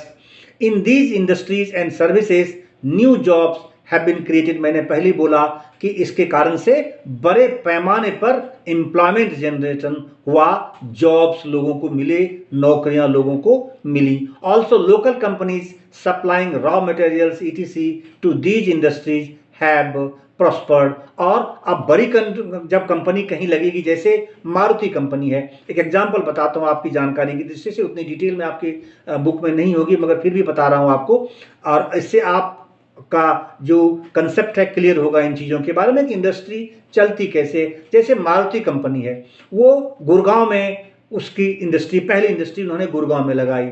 हाँ, तो जब उन्होंने कार निर्माण शुरू किया तो एक कार को बनाने में कितने प्रकार के, सैकड़ों प्रकार के उसमें अलग अलग प्रकार के जो कंपोनेंट्स हैं उसमें लगते हैं, जो उसके इक्विपमेंट हैं, अलग अलग तरह के आइटम्स उसमें लगते हैं, तब जाके कार का निर्माण होता है। तो आपकी जानकारी के लिए बताऊं कि वो सारे के सारे जो कंपोनेंट्स उस कार में लगते हैं वो सारे कंपोनेंट्स मारुति कंपनी नहीं बनाती है। वो क्या करते हैं कि वो अपने यहाँ केबल और केबल उसकी असेंबलिंग करते हैं, कुछ चीज़ें वो अपने यहाँ बनाते हैं, अन्यथा सभी चीज़ें वो अलग अलग फिर छोटी छोटी कंपनियों को वो देते हैं, अलग अलग प्रकार के काम देते हैं कि आप ये नट बोल्ट बना कर दीजिए, आप एक्सल बना के दीजिए, आप मुझे गियर बना कर दीजिए, आप मुझे टायर बना के दीजिए, आप मुझे ट्यूब बना के दीजिए। लेकिन स्टैंडर्ड वही तय करते हैं कि किस स्टैंडर्ड का होना चाहिए, क्या क्वालिटी आपको मेंटेन करनी पड़ेगी, क्या उसका स्पेसिफिकेशन क्या होगा बनाने का। तो टेक्निकली वो मॉनिटर करती है मारुति कंपनी, लेकिन बनवाती किसी और से है। तो छोटी कंपनियों को, बहुत सारे लोगों को, अब अगर एक मारुति कंपनी कहीं भी स्टेब्लिश होती है तो उसके चारों तरफ 5-7 किलोमीटर 10 किलोमीटर के दायरे में कम से कम 300 350 से भी अधिक छोटी छोटी मध्यम दर्जे की इंडस्ट्रीज को काम मिल जाता है। तो कितना एम्प्लॉयमेंट जनरेशन हो गया। और फिर वो काम कंपोनेंट बना करके और फिर मारुति को वो देते हैं, और उसकी एक पॉलिसी होती है, उसके बोलते हैं जिट, जस्ट इन टाइम। जिट बोलते हैं, just in time. Just in time का मतलब होता है कि जैसे ही हमको जरूरत पड़े उसी समय हमको सामान दो, जैसे जरूरत पड़े। तो यानी तब जब, क्योंकि अपनी इंडस्ट्री के आसपास ही वो इन सारी छोटी छोटी इंडस्ट्रीज को काम देते हैं, दूर नहीं देते, दूसरे शहर में नहीं देंगे, उसी शहर के इंडस्ट्री को देंगे काम, जिससे कि अगर उनको जरूरत पड़ जाए किसी कंपोनेंट की 1 घंटे के अंदर, तो आधे घंटे 1 घंटे के अंदर वो हमको वो कंपोनेंट हमारी कंपनी में पहुंचा दे। तो वो इस पॉलिसी के तहत कोई भी बड़ी इंडस्ट्री जो है वो काम करती है, उसी को जिट बोलते हैं, जस्ट इन टाइम। तो उसी अनुसार छोटी छोटी इंडस्ट्रीज को बहुत सारा काम मिल गया, रॉ मटेरियल देने का और या अन्य बनाए हुए सामान देने का उसको काम मिल गया, उससे एम्प्लॉयमेंट जनरेशन हुआ, लोगों को रोजगार मिली, नौकरियां मिली। ठीक है, इस तरह से etc to these industries have, और इसी कारण से जो छोटी छोटी इंडस्ट्रीज हैं वो भी प्रॉस्पर्ड हुई, यानी वो क्या हुई, समृद्ध हुई। कहें प्रॉस्पर्ड का मतलब समृद्ध हुई, आर्थिक दृष्टि से वो मजबूत होती चली गई। और इसीलिए उन्होंने अपने एक ने 2-2 4-4 5-5 इंडस्ट्री अपनी लगा ली और काफ़ी उसमें वृद्धि देखने को, काफ़ी डेवलपमेंट देखने को मिल रहा है। अब आप चलिए पेज नंबर 67 पर। 67 में है, पहला है आपका steps to attract foreign investment. हालांकि इस संबंध में हम पहले काफ़ी आपको ब्रीफ कर चुके हैं, लेकिन फिर भी मैं आपको दोहरा रहा हूं, क्योंकि यहाँ ये अलग से कॉलम दिया हुआ है, steps to attract foreign investment. इसका क्या मतलब होता है? स्टेप्स का मतलब होता है क्या? स्टेप्स, सीढ़ियाँ। हाँ, तो यानी 1 सीढ़ी, 2 सीढ़ी, तीसरी, चौथी, 5वीं, 6ठी, इस तरह से स्टेप्स होते हैं। तो उसी तरह से स्टेप्स का मतलब हुआ कि जो हमने निर्णय लिए, जो हमने कदम उठाए किसी चीज के लिए, फॉरेन इन्वेस्टमेंट को अपने यहाँ अट्रैक्ट करने के लिए, बुलाने के लिए, आकर्षित करने के लिए, कि बाहर की कंपनियां, विदेशी कंपनियां, विदेशी लोग या दूसरे देश की सरकारें भी हमारे देश में बड़े पैमाने पर इन्वेस्टमेंट करे, पैसे लगाए, यहाँ व्यापार लगाए, उद्योग लगाए। हाँ, तो उसके लिए हमने क्या क्या स्टेप्स उठाए हैं, हाँ, क्या क्या हमारे देश ने, हमारी सरकारों ने, केंद्र सरकार ने, हमारे प्रधानमंत्री या वित्त मंत्री ने या कॉमर्स मिनिस्टर ने क्या क्या ऐसे निर्णय लिए जिससे कि हमारे यहाँ फॉरेन इन्वेस्टमेंट आए बड़े पैमाने पर पिछले 20, 25, 26 सालों में। ठीक है, तो उसमें से मैंने पहले बोला था 1991 में सबसे पहले हमने अपने कानून में सुधार किया, जो ट्रेड बैरियर्स हमने लगाए हुए थे उसमें परिवर्तन किया, उसको हमने ईज किया, उसको हमने हल्का कर दिया, उनकी शर्तों को, बहुत सारी शर्तों को तो हमने सदा के लिए हटा दिया, बहुत सारी शर्तों में हमने परिवर्तन कर दिया, बहुत सारे ऐसी शर्तें थी जिनको थोड़ा हल्का कर दिया, उसके नियमों को हमने आसान कर दिया पालन करना। बहुत सारे कानून ऐसे थे, हजारों की संख्या, 1000 से ज़्यादा ऐसे कानून थे। जब अटल बिहारी वाजपेयी प्रधानमंत्री बने देश के, तो उन्होंने 600-700 से ऐसे कानून थे जो बकवास, यूजलेस थे अब तक के, और अनावश्यक लोगों को यहाँ आने में वो रेस्ट्रिक्ट करते थे। उन सब कानूनों को उन्होंने संसद से निरस्त कर दिया। और जब मोदी, प्रधानमंत्री नरेंद्र मोदी बने हैं, तो अब तक 1000 से ज़्यादा ऐसे कानून थे, इन्होंने भी उन कानूनों को भी बिल्कुल निरस्त कर दिया, सदा के लिए हटा दिया। और बहुत सारे नियमों में, लेबर लॉज में, इंडस्ट्री पॉलिसी में, ट्रेड पॉलिसी में, कॉमर्स की पॉलिसी में, बहुत सारे अगर आप देखेंगे, जो ट्रेवलिंग पॉलिसी है उसमें देखेंगे, गुड्स की पॉलिसी है उसमें देखेंगे, रेलवे की पॉलिसी में काफ़ी परिवर्तन कर दिया, हवाई जहाज की पॉलिसी में बहुत परिवर्तन कर दिया इन्होंने, जो सड़कों के निर्माण या सड़कों के आवागमन की पॉलिसी थी उसमें बहुत सारे इन्होंने परिवर्तन कर दिए, इंडस्ट्री को लाइसेंस देने का काफ़ी उन्होंने परिवर्तन कर दिया। और इसके अलावा कुछ खास स्टेप्स भी उन्होंने उठाए। उन स्टेप्स में एक आता है SEZ। ये SEZ क्या है? ये है स्पेशल इकोनॉमिक जोन्स। स्पेशल का मतलब होता है विशेष यानी खास, इकोनॉमिक का मतलब होता है आर्थिक, और जोन का मतलब होता है क्षेत्र। जैसे आप सुनते होंगे कि फरीदाबाद शहर ये तो इंडस्ट्रियल टाउन है, ठीक है। आप सुनते हैं गुड़गांव ये इंडस्ट्रियल टाउन है, गाजियाबाद इंडस्ट्रियल टाउन है, कानपुर इंडस्ट्रियल टाउन है। क्यों? क्योंकि वहाँ उन्हीं शहरों में खास तौर से इंडस्ट्री बसी या बसाई गई या इंडस्ट्री इस्टेब्लिश की गई, वो गतिविधियां ज़्यादा वहाँ देखने को मिलती हैं। तो वो तो एक शहर के, क्योंकि वो बड़े बड़े शहर थे और ऐसे शहर थे जो कि कम्युनिकेशन की दृष्टि से, सुविधाओं की दृष्टि से बहुत सही थे, और उद्योगपतियों को लगता था कि हम अगर यहाँ अपना सामान बनाएंगे तो यहाँ से लाने में और यहाँ फिर कच्चा माल लाने में, यहाँ से ले जाने में हमको तो सरकार ने ये तय किया कि देश के बहुत सारे ऐसे भाग हैं, बहुत सारे ऐसे राज्य हैं जिन राज्यों में या उन क्षेत्रों में अब तक विकास नहीं पहुंचा, वहाँ रोजगार के साधन पैदा नहीं हो पा रहे हैं, लोगों में बहुत हालत खराब है उनकी आर्थिक स्थिति। तो उसके आर्थिक उत्थान करने के लिए वहाँ लोगों को रोजगार देने की दृष्टि से ये किया कि हम अब उन क्षेत्रों में ही इंडस्ट्री लगवाएंगे जहां अब तक इंडस्ट्री नहीं लगी है, जहां रोजगार के साधन कोई नहीं है, जहां जमीन उपजाऊ नहीं है, बिल्कुल बंजर जमीन है, उस जमीन का खेती में उपयोग नहीं हो सकता, वहां हम इंडस्ट्री लगा करके उस जमीन का उपयोग करें और लोगों को रोजगार दें। तो इसलिए उन्होंने स्पेशल इकोनॉमिक जोन का लॉ, नियम बनाया और उसके स्थापना की बातें की, और उसमें क्या क्या चीज़ें की वो देखी। जैसे मैंने बोला, टैक्स की दृष्टि से छूट दे दिया, बहुत सारे छूट उसमें डिस्काउंट देते हैं। हाँ, taking special steps to attract foreign companies to invest in India. Industrial zones उन्होंने बनाने की घोषणा की, called special economic zones are being set up. SEZs are to have world class facilities. वहाँ जो अंतर्राष्ट्रीय लेवल पर वर्ल्ड क्लास की, विश्व स्तर की जो सुविधाएं होती हैं, क्योंकि इंडस्ट्री, कोई अगर माइक्रोसॉफ्ट इंडस्ट्री वहाँ आएगी, माइक्रोसॉफ्ट वाला अपना ऑफिस खोलेगा तो उसको तो बिजली चाहिए, उसी हिसाब से 24 घंटे बिजली चाहिए क्वालिटी की, उसको पानी चाहिए बिल्कुल 24 घंटे, उसको क्या चाहिए, और दूसरा रिक्रिएशनल सेंटर चाहिए भाई, उसके लोग जो वहाँ रहेंगे तो अगर वहीं काम भी करेंगे और वहीं रहने की व्यवस्था भी उनके पास उसी हिसाब से होनी चाहिए, वहाँ जाने आने की व्यवस्था, ट्रांसपोर्ट की व्यवस्था होनी चाहिए, वहाँ उनके स्टोरेज की अच्छी व्यवस्था होनी चाहिए, हाँ, सड़कों की व्यवस्था अच्छी होनी चाहिए, रेल की कनेक्टिविटी अच्छी होनी चाहिए, बाई एयर कनेक्टिविटी वहाँ अच्छी होनी चाहिए, ठीक है। और अगर लोग वहीं रहते हैं काम करने वाले, तो उनके बच्चों के पढ़ाई लिखाई की दृष्टि से भी एजुकेशनल फैसिलिटीज भी उनके पास होने चाहिए, ठीक है।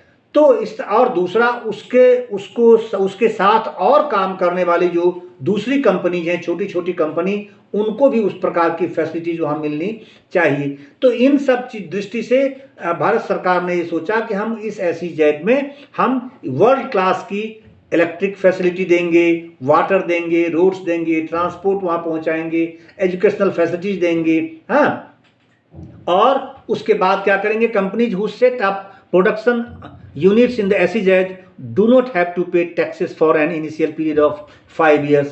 कुछ जगह 5 years है, लेकिन ज़्यादातर टैक्स हॉलीडे बोलते हैं उसे। ये आप एक वर्ड इकोनॉमिक जो आपके इकोनॉमिक सेक्शन में ये यूज किया जाता है, फाइनेंशियल सेक्शन में हमेशा टेक्निकल वर्ड है, इसको बोलते हैं टैक्स हॉलीडे। राज्य सरकार मांग करती है कि मैं अपने इस क्षेत्र में ये जो बंजर भूमि है यहाँ एसईजेड लगाना चाहता हूँ, इसको घोषित करना चाहता हूँ, इंडस्ट्री लगवाना चाहता हूँ। आप यहाँ इंडस्ट्री लगाने वालों के लिए आप टैक्स हॉलीडे दीजिए। तो वो केंद्र सरकार का अधिकार होता है, राज्य सरकार का अधिकार नहीं होता है। राज्य सरकार के अधिकार केवल अपने टैक्स को छूट देने का होता है, वो भी केंद्र सरकार से परमिशन लेने के बाद। तो मेन तो केंद्र सरकार ही छूट देती है, क्योंकि सेंट्रल टैक्स जो होते हैं सारे, बहुत सारे टैक्सेस होते हैं, तो वही दे सकते हैं। तो इसीलिए सेंट्रल गवर्नमेंट को मांग करते हैं कि भाई आप हमारे यहाँ टैक्स हॉलीडे घोषित करिए। टैक्स हॉलीडे का मतलब, टैक्स का मतलब छूट, हॉलीडे का मतलब छुट्टी। यानी आप उन कुछ ऐसे फिक्स साल तक, जैसे इसमें 5 साल दिया है, लेकिन नहीं, कम से कम 10 साल होता है, मिनिमम 10 ईयर्स का टैक्स हॉलीडे। और कई जगह पे 20 ईयर्स। कई ऐसी कंपनियां हैं, मैं नाम नहीं लूंगा अभी, कई बड़ी कंपनियां ऐसी हैं जिन कंपनियों ने 20-20 साल तक कोई टैक्स नहीं दिया है, जीरो टैक्स पेयर रही है, और तब आज की तारीख में वो नंबर 2, नंबर 3, नंबर 4 कंपनी की श्रेणी में आकर खड़ी हो गई। लेकिन उन्होंने देश को एम्प्लॉयमेंट बहुत ज़्यादा दिया, लोगों को रोजगार बहुत ज़्यादा दिया, और उसकी इंडस्ट्री इतनी आगे बढ़ी, इतनी आगे बढ़ी कि आज हर क्षेत्र में, कपड़े के क्षेत्र में, पेट्रोकेमिकल्स के क्षेत्र में, एजुकेशन के क्षेत्र में, गाड़ियों के क्षेत्र में, मोबाइल के क्षेत्र में, आप आईटी के क्षेत्र में, कोई ऐसा सेक्शन नहीं, कंज्यूमर प्रोडक्ट्स के क्षेत्र में, रिटेल की दुनिया में जो दुकानें खुल रही हैं, बड़े बड़े आप स्टोर देखते हैं कंज्यूमर के लिए, वो रिटेल की दुनिया में पैर पसारे, इतने सारे क्षेत्र में, तो लोगों को रोजगार भी उससे बहुत ज़्यादा मिले। और मुख्य फोकस ही सरकार का यही होता है कि एसईजेड लगे, टैक्स हॉलीडे हम तभी देंगे जब हमारे लोगों को रोजगार मिलेगा, वहाँ के लोगों को एम्प्लॉयमेंट मिलेगा। तो ये एक पीरियड होता है, टैक्स हॉलीडे पीरियड बोलते हैं। Government has also allowed flexibility in the labour laws to attract foreign investment. में पहले बार जिक्र कर चुका हूं कि लेबर लॉ में काफी परिवर्तन कर दिए। पहले था कि जब आप को अगर नौकरी, प्राइवेट कंपनी में भी अगर आपकी नौकरी लगेगी तो आप परमानेंट होंगे, आप परमानेंट होंगे, और उसके सबके स्केल फिक्स हैं कि ये होगा, फिर आपका प्रमोशन भी उसी हिसाब से होगा, आगे बढ़ेंगे, आपका इंक्रीजमेंट भी वैसे ही होगा, हाँ, सैलरी में वैसे बढ़ेंगे, फैसिलिटीज भी बहुत सारी थी। लेकिन अब क्या है, अब पॉलिसी आ गई हायर एंड फायर की। हायर का मतलब होता है खरीदो, मतलब किराए पर लो, यानी लो, उसको लगाओ नौकरी पर। और फायर का मतलब होता है कि अगर वो हमारे लायक नहीं हो तो 5 दिन के अंदर ही उसको जब मर्जी तब भगा दो, हटा दो। तो हायर एंड फायर बोलते हैं इकोनॉमिक सेक्शन में, ये हमेशा इस शब्द यूज किया जाता है। तो अब क्या है, पहले ऐसी स्थिति थी कि एक बार अगर आप कंपनी में लग गए, 6 महीने के बाद परमानेंट हो गए आप, तो फिर आपको कंपनी हटा नहीं सकती है। और अब क्या स्थिति है, अब आपको 1 महीने का तनख्वाह देके जब मर्जी तब कंपनी आपको बाहर कर सकती है।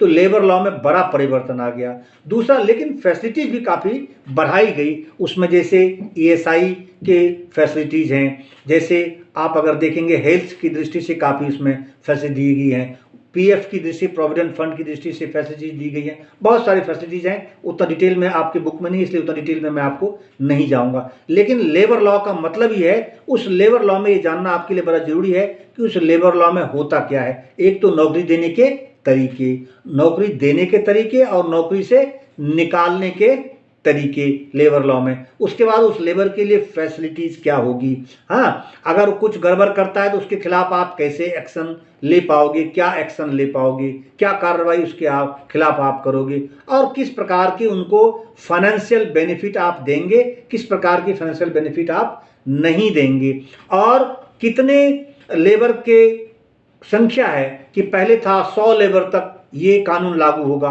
100 लेबर से अधिक वाली इंडस्ट्री है तो उस पर ये नियम लागू होंगे, और 500 से अधिक लेबर वाली इंडस्ट्री है तो उस पर ये नियम लागू होंगे। तो उन सब में काफ़ी ईज कर दिया, उसको बहुत आसान कर दिया, बहुत सारे शर्तों को। तो इस लेबर लॉज में परिवर्तन से क्या हुआ कि उसमें बहुत सारे लेबर के भी फायदे हुए हैं इसमें, लेबर लॉ में परिवर्तन करने से, और बहुत सारे फायदे इंडस्ट्री को भी हुए हैं। तो इसीलिए अब बाहर की इंडस्ट्री को लगा कि भाई नहीं, यहाँ का लेबर लॉ जो है वो इंडस्ट्री फ्रेंडली हो गया है, लेबर फ्रेंडली नहीं रहा, तो इसीलिए अब चलो वहाँ इंडस्ट्री लगाएंगे तो अब हमें कोई नुकसान नहीं है, अब हमें कोई दिक्कत नहीं है, बहुत सारे रेस्ट्रिक्शंस नहीं है। पहले बहुत दिक्कत होती थी, उसको इंस्पेक्टर राज बोलते थे। जिस किसी फैक्ट्री में चाहे लेबर इंस्पेक्टर जाके घुस के उसको सील कर सकता था, उसके खिलाफ कार्रवाई कर सकता था, कि कोई भी ऐसा बहाना बना के। अब वो जमाना चला गया, क्योंकि लेबर लॉ में केंद्र सरकार ने बहुत परिवर्तन कर दिया। ठीक है, in the recent years the government has allowed companies to ignore many of these. हाँ, मैंने आपको बता ही दिया। Instead of hiring workers on a regular basis, अब रेगुलर बेसिस पे आपको परमानेंट नहीं करेगा। अब सब कंपनीज हायर वर्कर्स फ्लेक्सिबली। ये जो फ्लेक्सिबली शब्द है, ये एक्चुअल में क्या है कि ये ऑन कॉन्ट्रैक्ट रखे जा रहे हैं, ठेके पर रखे जा रहे हैं। रेगुलर नहीं करते, नियमित नहीं करते, उसको परमानेंट नौकरी नहीं देते, उसको ठेके पर रखते हैं। इसी के लिए इसको फ्लेक्सिबल बोलते हैं, कि आप चाहें, अगर आपके लिए उपयोगी है तो आप इसको रखें, उपयोगी नहीं है, काम नहीं करता है, गैर जिम्मेदारी करता है, आप 1 महीने के अंदर इसको बाहर कर सकते हैं। नोटिस देके इनको बाहर कर सकते हैं। 1 महीने का तनख्वाह देंगे, किसी किसी कंपनी में 2 महीने का तनख्वाह देके, अब जनरली 1 महीने का बाहर कर देंगे।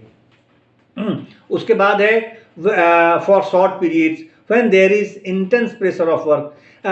और क्या है कि आप अगर चाहें, पहले क्या था, अगर आप रखेंगे तो चाहे 1 महीने ही काम क्यों ना हो, पूरे साल आपको उसको बैठा करके भी अगर पैसे देने हैं तो आपको देना पड़ेगा। तनख्वाह उनको, उनकी पेमेंट, उनकी सैलरीज आप उसको देना ही पड़ेगा। अगर आपने 1 महीने के लिए भी काम लिया तब भी पूरे साल आपको रखना पड़ेगा। अब वो नहीं, अब जमाना चला गया।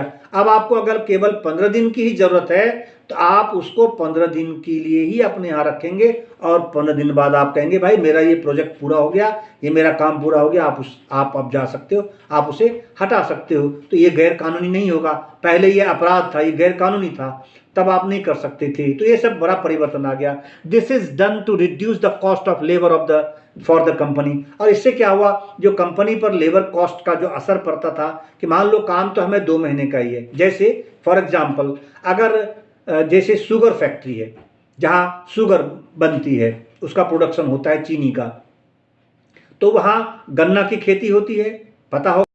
Steps to attract foreign investment की दृष्टि से एक SEZ हो गया, और दूसरा जैसे मैंने कहा कि लेबर लॉ पॉलिसी में काफी बड़ा परिवर्तन लाया, इंडस्ट्रियल पॉलिसी में काफी बड़ा परिवर्तन गवर्नमेंट ने ले आया, यानी इसको फ्लेक्सिबल बना दिया।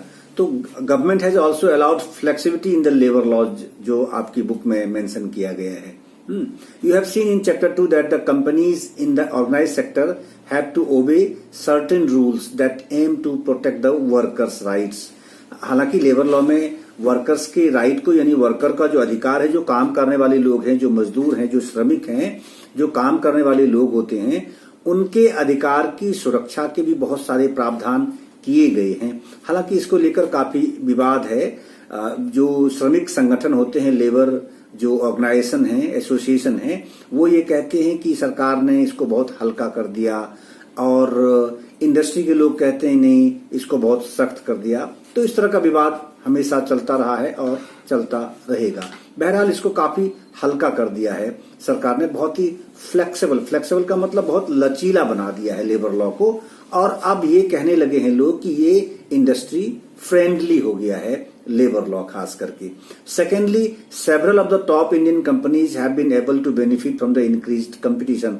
अब क्या हुआ कि जो बाहर से कंपनियां यहां आई, और भारत की कंपनियों को भी काफी ग्रो करने का मौका मिला, क्योंकि बहुत सारी पॉलिसीज में बड़ा परिवर्तन सरकार ने कर दिया। तो इससे क्या हुआ कि भारत की जो कंपनियां हैं और जो दूसरे देशों की कंपनियां हैं, MNCs हैं, उनके बीच में कंपटीशन बहुत अच्छे से होने लगा। अब भारतीय कंपनियां भी उसके सामने compete करने के लिए मजबूती के साथ खड़े होती हैं, क्योंकि इकोनॉमिकली काफी वेल टू डू हो गई कंपनियां। बहुत अच्छा प्रॉफिट उन्होंने कमाया पिछले 20-25 सालों में। अगर आप देखेंगे तो काफी एक्सपेंशन उन्होंने किया, बहुत विस्तार अपने कंपनियों को उन्होंने किया। एक के पास एक फैक्ट्री होती थी, आज 5-5, 10-10 फैक्ट्रीज हैं। अलग अलग राज्यों में भी कई जगह उन्होंने लगाए हुए हैं, अलग अलग शहरों में लगाए हुए हैं। तो कंपटीशन में अब खड़े होने के लिए जो भारत की कंपनियां हैं वो अब खड़ी होने लगी हैं, तो उसका बेनिफिट काफी भारतीय कंपनियों को, इंडियन कंपनीज को मिला। और some have gained from successful collaborations with foreign companies.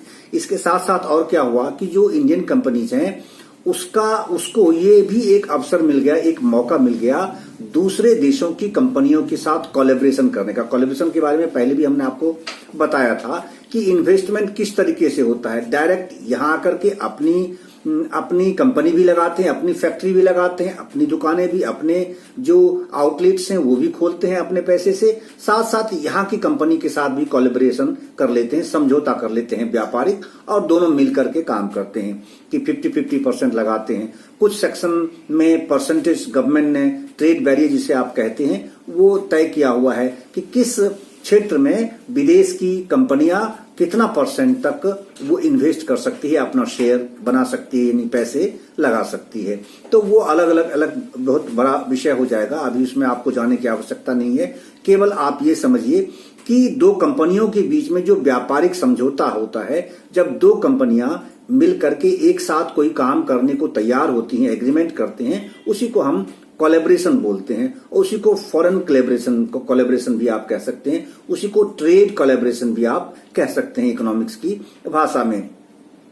तो बहुत सारी कंपनियों को ये मौका मिला, और इसका नतीजा ये हुआ कि जैसे अगर आप एमएनसीज के साथ मिलकर के काम करेंगे तो आप स्वतः एमएनसीज हो गए, आपका बर्थ बढ़ गया, आपके जो इकोनॉमिक कंडीशन वो आप एकदम अपलिफ्ट हो गए, आपकी प्रोफाइल ग्रूम हो गई, तो आप भी एमएनसीज हो गए। यानी बहुत सारी इंडियन कंपनीज भी बड़े पैमाने पर, बड़ी संख्या में वो भी मल्टीनेशनल लेवल्स पे काम करने लगी और वो एमएनसीज बन गई। जैसे मैंने पहले भी आपसे जिक्र किया था इस चैप्टर की शुरुआत में भी और इससे पहले वाले चैप्टर में भी कि टाटा मोटर्स का मैंने आपको जिक्र किया था, और वही उदाहरण देखिए आपकी बुक में भी दिया हुआ है टाटा मोटर्स का।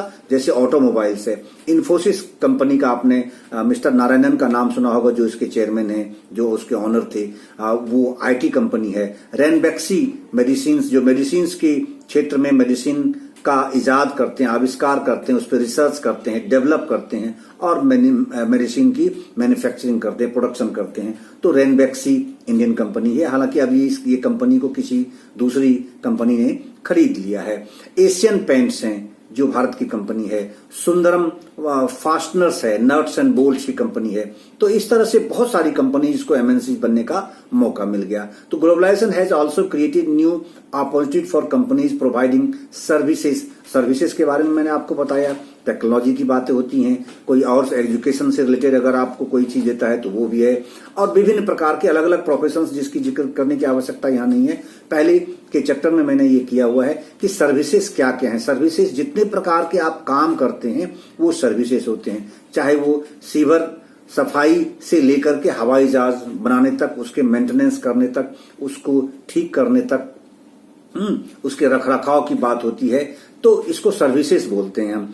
विभिन्न प्रकार के सर्विसेज में सभी तरह के छोटे से छोटे काम और बड़े से बड़े लेवल के जो काम होते हैं वो सारे सर्विसेज हैं। तो बहुत सारी कंपनियां जो है सर्विस इंडस्ट्री में भी आज की तारीख में आ गई हैं, और इंडियन कंपनीज भी इस क्षेत्र में बहुत अच्छा काम कर रही हैं, और जो दूसरे विदेशों की कंपनियां, दूसरे देशों की कंपनियां हैं, उसके साथ ये बहुत मजबूती से कम्पीट कर रही हैं, यानी गुणवत्ता की दृष्टि से, क्वालिटी की दृष्टि से, और जो उसकी कीमत होती है, जो उसकी फी होती है, उसकी दृष्टि से भी। Particularly those involving IT sectors, ये भी एक सर्विस है। आईटी में जैसे सॉफ्टवेयर बनाते हैं, जैसे मान लीजिए अमेरिका में किसी का कंप्यूटर खराब हुआ या कोई ऐसी मशीन है जो खराब हो गई, और उसका टेक्नीशियन अमेरिका में भी है और भारत में भी है, तो वहां के जो टेक्नीशियन हैं अगर वो ठीक करने के लिए वहां जाएंगे तो उनको बहुत मोटी फीस उनसे मांगते हैं, बहुत ज्यादा रेट उनका होता है, बहुत अधिक पैसे वो कीमत मांगते हैं अपनी सर्विसेज के।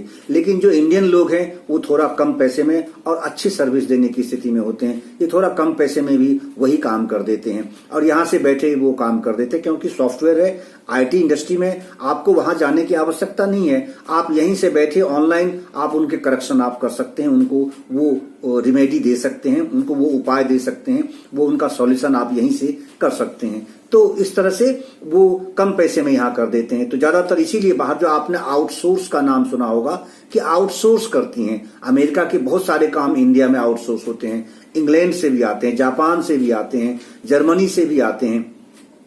तो ये जो आउटसोर्स है उसका मतलब यही है कि आउटसोर्स यानी बाहर के स्रोत से, दूसरे देशों से आप काम कराते हैं, दूसरे स्थानों से आप अपना काम कराते हैं, उसी को आउटसोर्स बोलते हैं कि आप अपने यहां नहीं करा के आप बाहर वो काम भेजते हैं, वहां से करके आता है फिर वो देते हैं। जैसे आप बुक्स छापने की बातें हैं, बुक्स छपती वहां है, प्रिंटिंग वहां होती है, लेकिन बुक्स तैयार पूरी की तरह जो उसका कंटेंट है, उसकी एडिटिंग है, उसका पेजिनेशन है, उसकी डिजाइनिंग है, वो सब कुछ यहाँ तैयार होता है। आपके इस बुक में भी, इस चैप्टर में भी उसके फोटोग्राफ्स दिए हुए हैं, उसके एग्जाम्पल भी दिए हुए हैं। तो इस तरह से चीजें आप देखेंगे। आगे है the Indian economy company producing magazine for the London based company. मैंने पहले भी आपको ये चर्चा की थी और वही उदाहरण यहाँ आपके इसमें है। और इस चैप्टर में late us work these out, इसमें आप देखेंगे 4 इसमें क्वेश्चंस दिए हुए हैं जिस पर आपको काम करना है। और इस चैप्टर्स को एक बार आप पढ़ लेंगे अगर आप मेरी इस वीडियो को सुनने के बाद, तो मुझे लगता नहीं कि आप इस क्वेश्चंस का जवाब बहुत अच्छे से आप दे पाएंगे, बहुत मजबूती से दे पाएंगे। मुझे नहीं लगता कि आपको कोई दिक्कत इसमें होनी चाहिए, कोई कंफ्यूजन होनी चाहिए, बल्कि और विस्तार से आप लिख सकते हैं इन क्वेश्चंस का जवाब और बहुत अच्छे से आपको इस सब्जेक्ट की समझ होगी ग्लोबलाइजेशन की दृष्टि से। अगले आप पेज पर आप देखते हैं small producers compete of Paris। अब कहते हैं for a large number of small producers and workers globalisation has posed major challenges. अब इसका एक अगर इम्पैक्ट की बात करते हैं, पहले भी इम्पैक्ट की बात आई है, तो थोड़ा सा एक नेगेटिव एस्पेक्ट भी इसमें आता है ग्लोबलाइजेशन का, कि जो छोटे प्रोड्यूसर्स हैं, जो छोटे उत्पादक हैं, जो छोटे लेवल पर काम करते थे, चाहे वो घरेलू उद्योग होता था, अपने घर के लेवल पे ही कोई छोटा छोटा काम करके कोई नई चीज, कोई छोटी चीज हम बनाते थे, थोड़ा बनाते थे और हम मार्केट में सप्लाई करते थे। अब जो ये ग्लोबलाइजेशन आ गया, इसमें क्या है कि बड़ी बड़ी कंपनियां भी छोटे छोटे सामान बनाने लगी। एक समय था टाटा केवल स्टील का काम करते, टाटा उसके बाद वो ऑटो में आ गए, आईटी सेक्टर में आ गए, एजुकेशन में आ गए, हेल्थ में आ गए, और उसके बाद अब वो कंज्यूमर प्रोडक्ट्स में भी आ गए, साबुन, तेल, ये वो जो कॉस्मेटिक्स हैं वो भी बनाने लगे।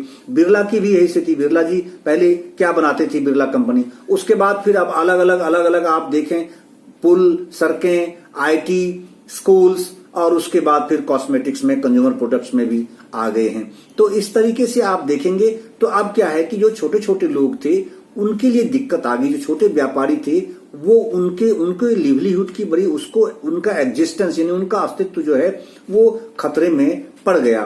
तो ये भी एक बड़ा इम्पैक्ट है, एक नेगेटिव एस्पेक्ट है ग्लोबलाइजेशन का, तो इसीलिए कह रहे हैं। दूसरा है कि उन जो छोटे घरों में जो कुछ वर्कर्स को लोकल लेवल पर जब काम मिलता था, उन वर्कर्स के सामने अपने रोजगार की दृष्टि से एक संकट की स्थिति पैदा हो गई है। तो ये भी एक ध्यान में रखने की बात है। जब कभी भी आप इम्पैक्ट ऑफ ग्लोबलाइजेशन की बात करेंगे, इससे संबंधित कोई चर्चा अगर आप करते हैं या फिर कहीं आप क्वेश्चंस का आंसर करते हैं, तो पॉजिटिव और नेगेटिव दोनों ही एस्पेक्ट को आपको विस्तार से लिखना चाहिए और पॉइंट वाइज कोशिश ये करें कि केवल भाषा में नहीं, पूरा मिलाकर नहीं, बिल्कुल भी मिक्स करके नहीं लिखना है, बल्कि टू द पॉइंट बनाकर अगर आप लिखेंगे तो एग्जामिनर आपको बहुत अच्छा मार्क्स देंगे। तो उससे ये समझ में आएगा कि बच्चे को हर सब्जेक्ट की, हर पॉइंट्स पर, हर क्षेत्र में क्या असर पड़ रहा है, विस्तार से बच्चे को इसकी समझ है।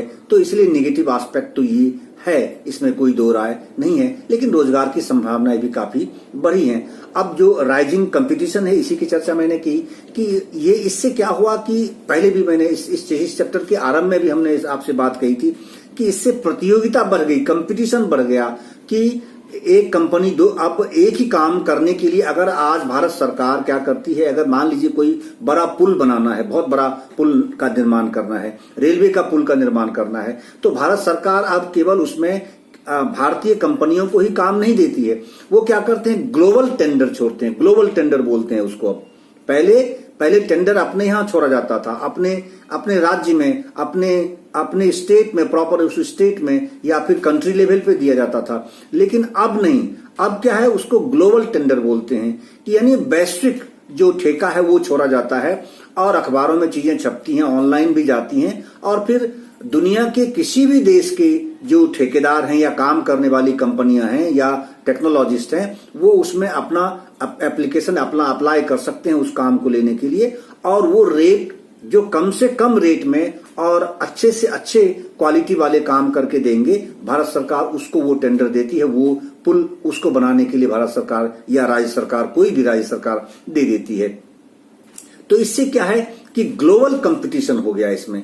इस कारण से अब जो कंपनियां हैं वो मनमाना रेट नहीं वसूल सकती, किसी से मनमाना कीमत नहीं तय कर सकती, क्योंकि बहुत सारे सैकड़ों कंपनियां, कोई भी काम आप शुरू करेंगे सैकड़ों की संख्या में बड़ी बड़ी कंपनियां अपना एप्लीकेशन डाल देती है कि मैं भी ये काम कर सकता हूं, मैं इतने में काम कर सकता हूं, मैं इतनी कीमत में, मैं इतनी कीमत में, इतने समय में, इतने कम समय में, इतने अच्छी क्वालिटी का सामान हम दे सकते हैं, इतने अच्छे क्वालिटी का हम ये पुल बना सकते हैं, इतनी अच्छी क्वालिटी का हम बस बनाकर दे सकते हैं, इतनी अच्छी क्वालिटी का रेलवे की कोच बनाकर दे सकते हैं, इतनी अच्छी क्वालिटी का हम हवाई जहाज आपको दे सकते हैं, इतने अच्छे। आपने सुना होगा कि एयरपोर्ट जो है, बड़े बड़े जो एयरपोर्ट है हमारे देश के, उसको भी प्राइवेटाइज किया जा रहा है बहुत, और काफी बड़े, जैसे दिल्ली का है, मुंबई का है, बहुत सारे एयरपोर्ट को ऑलरेडी कर दिया गया है। तो उसमें भी ग्लोबल टेंडर छोड़ा जाता है, केवल भारतीय कंपनियां उसमें शामिल नहीं होती, दुनिया के दूसरे देशों की भी कंपनियां आकर के वो काम लेने की कोशिश करते हैं, कम से कम कीमत में काम करने की कोशिश करते हैं। तो इससे कंपटीशन भी काफी बढ़ गया है एमएनसीज के आने के बाद। तो within 3 years he was able to expand production and had 20 workers working under him। ये एक एग्जाम्पल उन्होंने दिया हुआ है कि कैसे कैपेसिटर्स का वो काम करते थे 1992 में, और 20 वर्कर्स उनके पास थे, फिर आगे कैसे बढ़े, उसके बाद फिर जब ये स्थिति आई तो उसके बाद से फिर उनका काम कैसे घट गया, जो वहां वर्कर्स थे वो कैसे डाउन हो गए, उनको काम नहीं मिलने लगा। तो ये सब एक एग्जाम्पल देकर के आपको समझाया गया है। अब आप इसको अगर आप समझेंगे तो मुझे लगता है कि आपको कोई दिक्कत नहीं होगी। जैसे बैटरीज है, कैपेसिटीज है, प्लास्टिक्स है, टॉयज है, टायर्स है, डेयरी प्रोडक्ट्स हैं, and vegetables oil are some examples of industries where the small manufacturers have been hit hard due to competition। और ये जो ग्लोबल कंपटीशन हो गया, इस कारण से इन क्षेत्रों में काफी कंपटीशन बढ़ गया। इससे जो छोटे प्रोड्यूसर्स थे, छोटे मैन्युफैक्चरर थे, जो स्मॉल लेवल पर काम करते थे, कम पैसे पर अपना छोटी यूनिट उन्होंने लगाई हुई थी, फैक्ट्री लगाई हुई थी, वो बहुत ज्यादा इससे बुरी तरह प्रभावित हुए हैं। उनका नुकसान हुआ है, उनके काम बंद हुए हैं, क्योंकि बड़ी कंपनियों ने आकर के वही काम करना शुरू कर दिया। जैसे इन्होंने एग्जांपल दिया हुआ है बैटरीज का, कैपेसिटर्स का, ये इलेक्ट्रिकल जो आइटम्स हैं, इलेक्ट्रिकल कंपोनेंट्स हैं, उसकी बात कर रहे हैं। प्लास्टिक के क्षेत्र में भी बड़ी कंपनियां आ गई। टॉयज बनाने वाले, जैसे आपने पहले इस चैप्टर के शुरुआत में ही आपने देखा कि जो चाइनीज कंपनीज हैं वो टॉयज बनाकर यहाँ बड़े लेवल पर भेजती थी, और उस पर अब इंडियन गवर्नमेंट ने ट्रेड बैरियर लगाया हुआ है, काफी इंपोर्ट ड्यूटी बढ़ा दी है। टायर्स, जो आप गाड़ियों में टायर का उपयोग करते हैं, साइकिल से लेकर के आप हवाई जहाज तक में ये टायर्स लगते हैं, उसके प्रोडक्ट्स को लेकर के।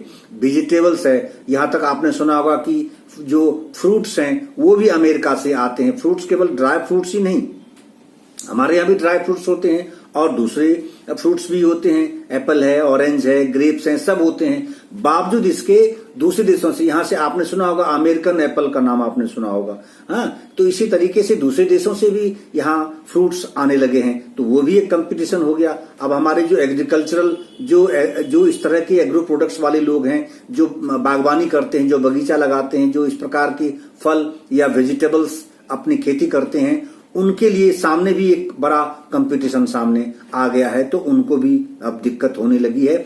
और वो जो अब तक उनकी मोनोपोली थी कंज्यूमर्स पे कि भाई हम इस इतनी ही कीमत में हम आपको ये सामान देंगे, अब वो मोनोपोली उनकी जो उनकी मनमानी होती थी, वो मनमानी अब नहीं चलने वाली है, क्योंकि दूसरे लोग भी उतनी ही गुणवत्ता के, उतनी ही क्वालिटी की चीज और कम कीमत में देने को तैयार हैं। तो इससे कंपटीशन बहुत ज्यादा सामने आ गया है। Several of the units have shut down, rendering many workers jobless. The small industries in India employ the largest number of workers, 20 million in the country, next only to agriculture। तो पहले भी हमने इसी चैप्टर के शुरुआती दौर में दिया हुआ है कि सबसे अधिक अगर हमारे देश में जो जॉब दिए जाते हैं या फिर जो रोजगार पैदा होते हैं वो एग्रीकल्चर सेक्टर से होते हैं। तो ये यहाँ भी इन्होंने उसी का जिक्र किया हुआ है। लेकिन ये एक नेगेटिव जो इम्पैक्ट है उसकी बात भी चर्चा साथ साथ कर रहे हैं कि several of the units have shut down, कि बहुत सारे छोटे छोटे यूनिट जो मैंने पहले ही बोला कि वो उनको बंद करने पड़े, उनके धंधे बंद हो गए, उनका व्यवसाय बंद हो गया, उनकी मैन्युफैक्चरिंग, उनका प्रोडक्शन बंद हो गया। जो छोटे छोटे लोग थे, छोटे लेवल पर काम कर रहे थे, कुटीर उद्योग को बहुत नुकसान हमारे यहाँ पहुंचा। जो घरों में 2, 4, 5 अपनी फैमिली परिवार के सदस्य मिलकर के काम करते थे, वो बुरी तरह प्रभावित हो गया, क्योंकि वही चीजें बड़े लेवल पर बड़ी कंपनियां आकर के सस्ते में बना करके और मार्केट में बेचने लगी हैं। तो इससे वो सब सारी जो छोटी छोटी कंपनियां थी उसे बंद करना पड़ा, शट डाउन करना पड़ा, रेंडरिंग मेनी वर्कर्स। और इसके कारण उसका असर क्या पड़ा, जब वो चीजें बंद होगी, मान लीजिए कोई एक फैमिली 5 लोग मिलकर के काम करते थे, आज उनके पास वो काम बंद हो गया, तो वो 5 के 5 बेकार हो गए, वो बेरोजगार हो गए, अनएम्प्लॉयड हो गए, तो वो जॉबलेस हो गए। तो इसीलिए उसका बुरा असर, और इस तरह से अगर आप देखेंगे पूरी कंट्री में तो इसकी संख्या बहुत ज्यादा है। तो इसीलिए the small industries in India, और जो छोटी इंडस्ट्रीज है वो 20 मिलियन लोगों को एम्प्लॉयमेंट देती, स्मॉल इंडस्ट्रीज का जो क्षेत्र है 20 मिलियन लोगों को एम्प्लॉयमेंट देती है। तो यानी एग्रीकल्चर के बाद ये स्मॉल इंडस्ट्रियल सेक्टर ही है जिसमें सबसे अधिक रोजगार लोगों को भारत में दिया जाता है। लेकिन आज उसका अस्तित्व खतरे में है।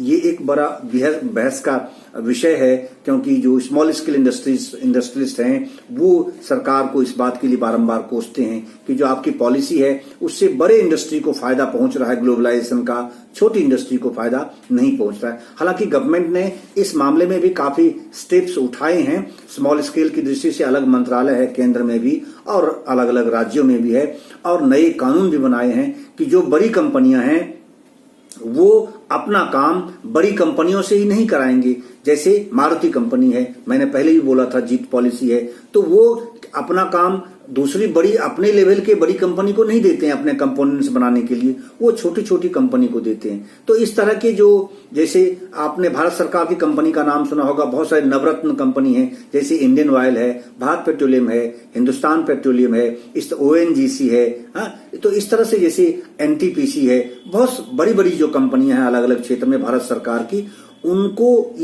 उनके लिए नियम बना दिया है भारत सरकार ने कि आप अपने यहाँ जो कंपोनेंट्स यूज करेंगे, जो सर्विसेज यूज करेंगे, जो कच्चा माल लेंगे या आप किसी की सर्विसेज लेंगे, वो आप अपने लेवल की बड़ी कंपनी को नहीं देंगे। वो काम आप किसको देंगे, छोटी कंपनी को देंगे और इंडियन कंपनीज को देंगे, जिससे कि छोटी कंपनियां जो आज बंद हो रही हैं उसको भी रोजगार मिले और लोग अनएम्प्लॉयड नहीं हो। तो इस बात का भी ख्याल रखा गया है। हालांकि इसमें अभी बहुत कुछ करना बाकी है, तो ये एक अलग विषय है, उतना विस्तार में आपको जाने की आवश्यकता नहीं है, क्योंकि बहुत छोटे में आपकी बुक में ये चीजें आपके सिलेबस में दी गई हैं। अब आगे इसमें late us work these out, इसमें भी आप देखेंगे तो आपके पास यहाँ 3 क्वेश्चंस दिए गए हैं, और इस क्वेश्चंस को आप पढ़ेंगे तो मुझे लगता है कि आप बहुत अच्छे से इसका जवाब दे पाएंगे और एग्जाम्पल के साथ दे पाएंगे, क्योंकि मैंने बहुत विस्तार में आपको उन चीजों को समझा दिया है कि वास्तव में इसका इम्पैक्ट क्या है। जैसे what are the ways in which Ravi small production unit was affected by rising competition, कि क्या कारण रहा और किस तरीके से कंपटीशन बढ़ने के कारण से रवि का जो स्मॉल प्रोडक्शन था वो बंद हो गया, या उस पर क्या असर पड़ा, कैसे असर पड़ा। आप अच्छे से इसको एक्सप्लेन कर सकते हैं, जैसे जिस तरह से मैंने आपको समझाया है और बताया है एग्जाम्पल देकर। तो इस तरह से आप इन क्वेश्चंस का जवाब आप लिख सकते हैं और तैयार कर लेंगे। अगले पृष्ठ पर अगर आप जाएं तो यहां आपको कंपटीशन एंड अनसर्टेन एम्प्लॉयमेंट है। ये भी एक इम्पैक्ट है ग्लोबलाइजेशन का कि कंपटीशन तो बढ़ा और कंपटीशन बढ़ने के साथ साथ क्या हुआ, अनसर्टेन एम्प्लॉयमेंट हो गया। जो रोजगार है वो अनिश्चितता की ओर होगी। इसको हिंदी में, शुद्ध हिंदी में बोलते हैं अनिश्चितता, यानी उसमें अनिश्चितता के हालात पैदा हो गए कि आज आप काम कर रहे हैं और 15 दिन बाद आप इस कंपनी में होंगे या नहीं होंगे, इसकी गारंटी कोई नहीं दे सकता है। ये एक बड़ी समस्या है आज की तारीख में भारत में, ग्लोबलाइजेशन के कारण से और कंपटीशन बढ़ने के कारण से। ये भी एक है। दूसरी तरफ अगर आप देखेंगे तो कंपनियों के लिए भी ये एक बड़ी समस्या है कि आज जो व्यक्ति बहुत अच्छा 6 महीने उनके यहाँ काम किया और 6 महीने में उसने बहुत सारी चीजें सीख ली और उनको मान लीजिए 15,000 रुपये महीने उसको तनख्वाह पर वहां रखा गया है, और बहुत अच्छे से सीखने के बाद 6 महीने के बाद वो व्यक्ति फिर उस कंपनी से कहता है कि मैं आपके यहाँ, आप मुझे 25,000 रुपये चाहिए, अगर आप मुझे 25,000 रुपये महीने देंगे तो मैं यहाँ आपके यहाँ काम करूंगा, अन्यथा दूसरी कंपनी मुझे 25,000 रुपये दे रही है, मैं वहां जा रहा हूं। वो तत्काल उनको नोटिस दे करके और वो भी दूसरी कंपनी में ज्वाइन कर लेता है। तो इससे उस कंपनी को भी नुकसान हुआ कि जिसको उन्होंने ग्रूम किया, ट्रेन किया, सिखाया, पूरी तरह प्रशिक्षित किया, उसको अपनी टेक्नोलॉजी के बारे में पूरी उसको जानकारी दी, पूरा उसको इनहेंस किया उसके नॉलेज को, तो अब उसका काम तो काफी पॉलिश्ड हो गया। अब वो यहां से भाग गया तो फिर उस कंपनी को नुकसान होता है। तो ये दोनों पार्ट में है, लेकिन ज्यादा जो दिक्कतें आ रही हैं वो आ रही हैं वर्कर्स के सामने, इससे दिक्कतें आ रही हैं। तो ये अनसर्टेन एम्प्लॉयमेंट है। और लेबर लॉ में जिस तरह का परिवर्तन किया गया, पहले भी हमने जिक्र किया है कि जो श्रम कानून है उसमें जो परिवर्तन किया गया, किसी को भी परमानेंट नहीं किया जाता, रेगुलर नहीं किया जाता, तो इससे बड़ी दिक्कत आ रही है कि जब मर्जी तब, पहले सीमा थी कि 100 लेबर तक आप ये कानून लागू होगा, आप हटा नहीं सकते, 100 लेबर तक, उससे ऊपर के हैं तो आप तत्काल बंद नहीं कर सकते। आप अचानक कंपनी, बहुत सारी कंपनियां हैं, उनने किसी पहले कोई काम करते थे, काम करने के बाद उनको प्रॉफिट हुआ, बाद में उसको लॉस होने लगा, उस कंपनी को तत्काल उन्होंने 24 घंटे के अंदर बंद कर दिया, शट डाउन कर दिया। इससे जो लोग 100, 200, 400 जो भी लोग वहां काम करते थे या 50 काम करते थे, वो तत्काल रातों रात बेरोजगार हो जाते हैं। इस तरह की बड़ी समस्याएं आप अखबारों में पढ़ते होंगे। अक्सर जो इंडस्ट्रियल टाउन है, दिल्ली के आसपास या मुंबई के आसपास आप देखेंगे, या पंजाब में देखेंगे, जहां कहीं भी, टाटा में देखेंगे आप, जमशेदपुर में देखेंगे, कोलकाता में देखेंगे, अक्सर देखेंगे इस तरह का विवाद खड़ा होता है। और जो लेबर्स एसोसिएशन है वो एजिटेशन करते हैं, हड़ताल करते हैं, प्रदर्शन करते हैं, धरना देते हैं। हाँ, तो इस तरह की स्थिति पैदा होती रहती है, अक्सर इस तरह की स्थिति पैदा होती रहती है, क्योंकि वो शट डाउन करते हैं। अब लेबर लॉ में इस तरह का प्रोविजन हो गया तो उसका फायदा इंडस्ट्रीज उठाते हैं और वर्कर्स को इसका नुकसान भुगतना पड़ता है। तो इसी कारण से वो अनसर्टेन है। वो 1 महीने का तनख्वाह देकर के, 1 महीने का नोटिस देकर के उसको तत्काल हटा सकते हैं, पहले ये बात नहीं थी।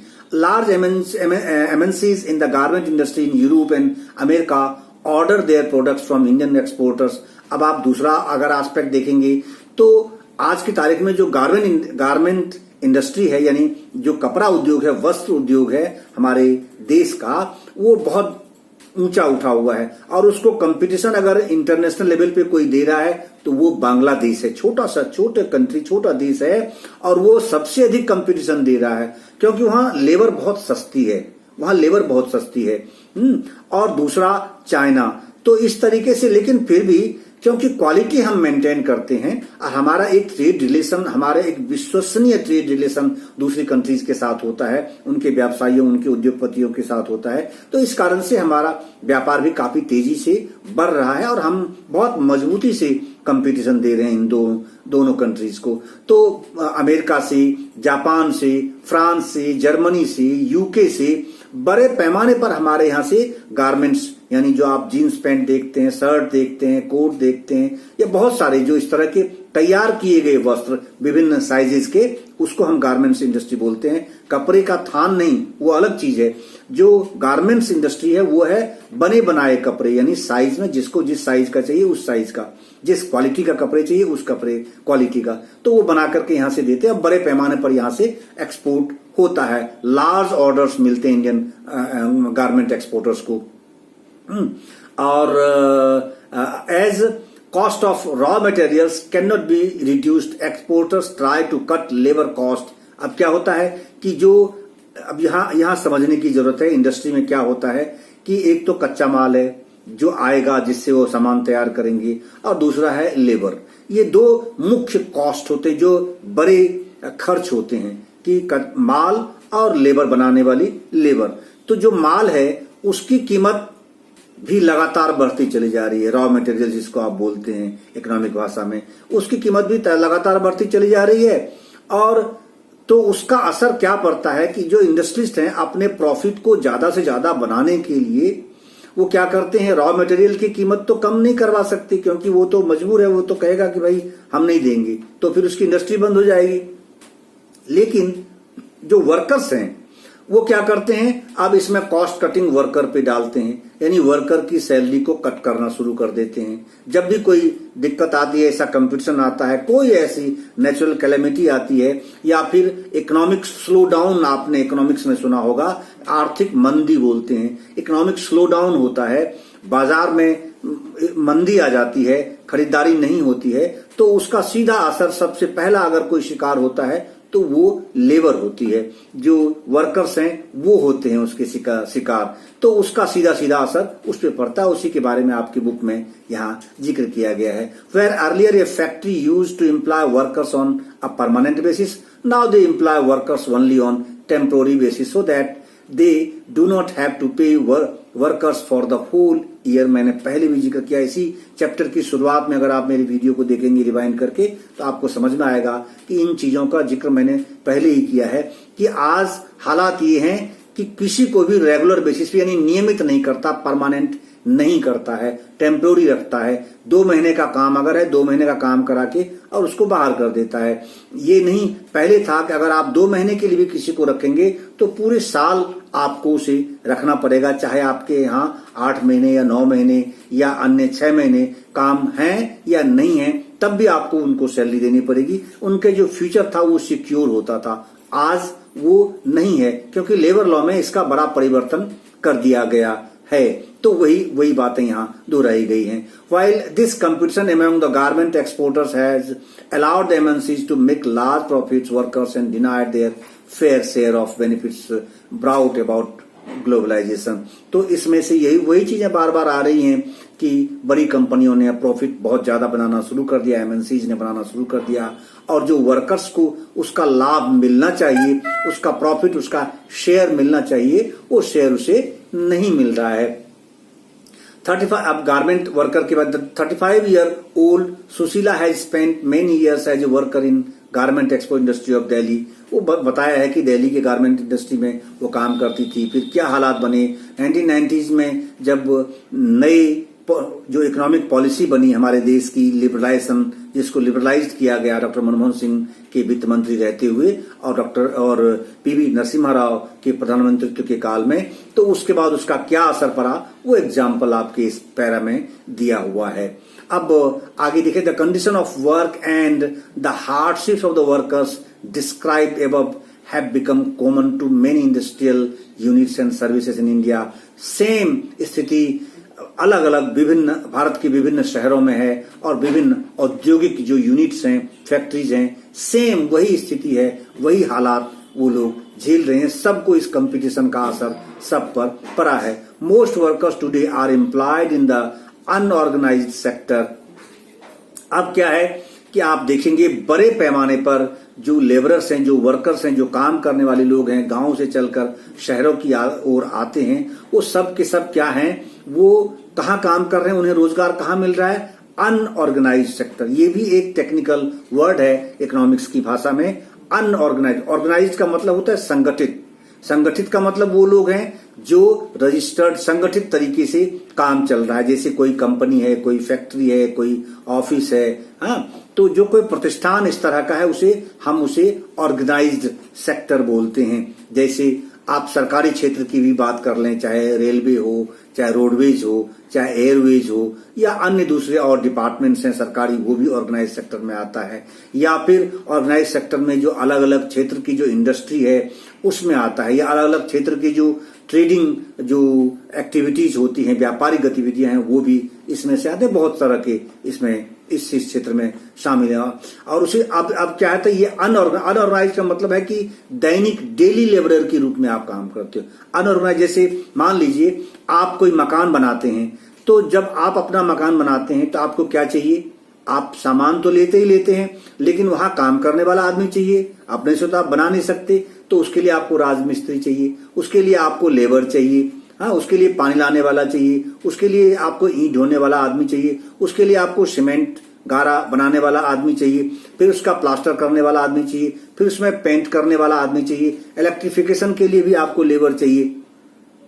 तो ये क्या है, ये सब अनऑर्गेनाइज्ड हैं। किसी आप तो कोई संस्था है नहीं है, तो इसी तरह से बड़े लेवल पर अनऑर्गेनाइज्ड जो इस तरह के लोग हैं, असंगठित बोलते हैं इसको हिंदी में, असंगठित क्षेत्रों में बड़े पैमाने पर लेबरर्स को काम मिल रहे हैं और वही लोग काम कर रहे हैं। जैसे कोई बड़ा पुल बन रहा है, कोई बड़ा रेलवे का पुल बन रहा है, बहुत बड़ी हाईवे का निर्माण रोज आप देख रहे हैं, सैकड़ों किलोमीटर हाईवे का निर्माण हमारे देश में रोज हो रहा है। बड़े बड़े पुल बन रहे हैं, नदियों पर बन रहे हैं या वैसे पुल बनाए जा रहे हैं, ओवरब्रिज बनाए जा रहे हैं हाईवेज पर।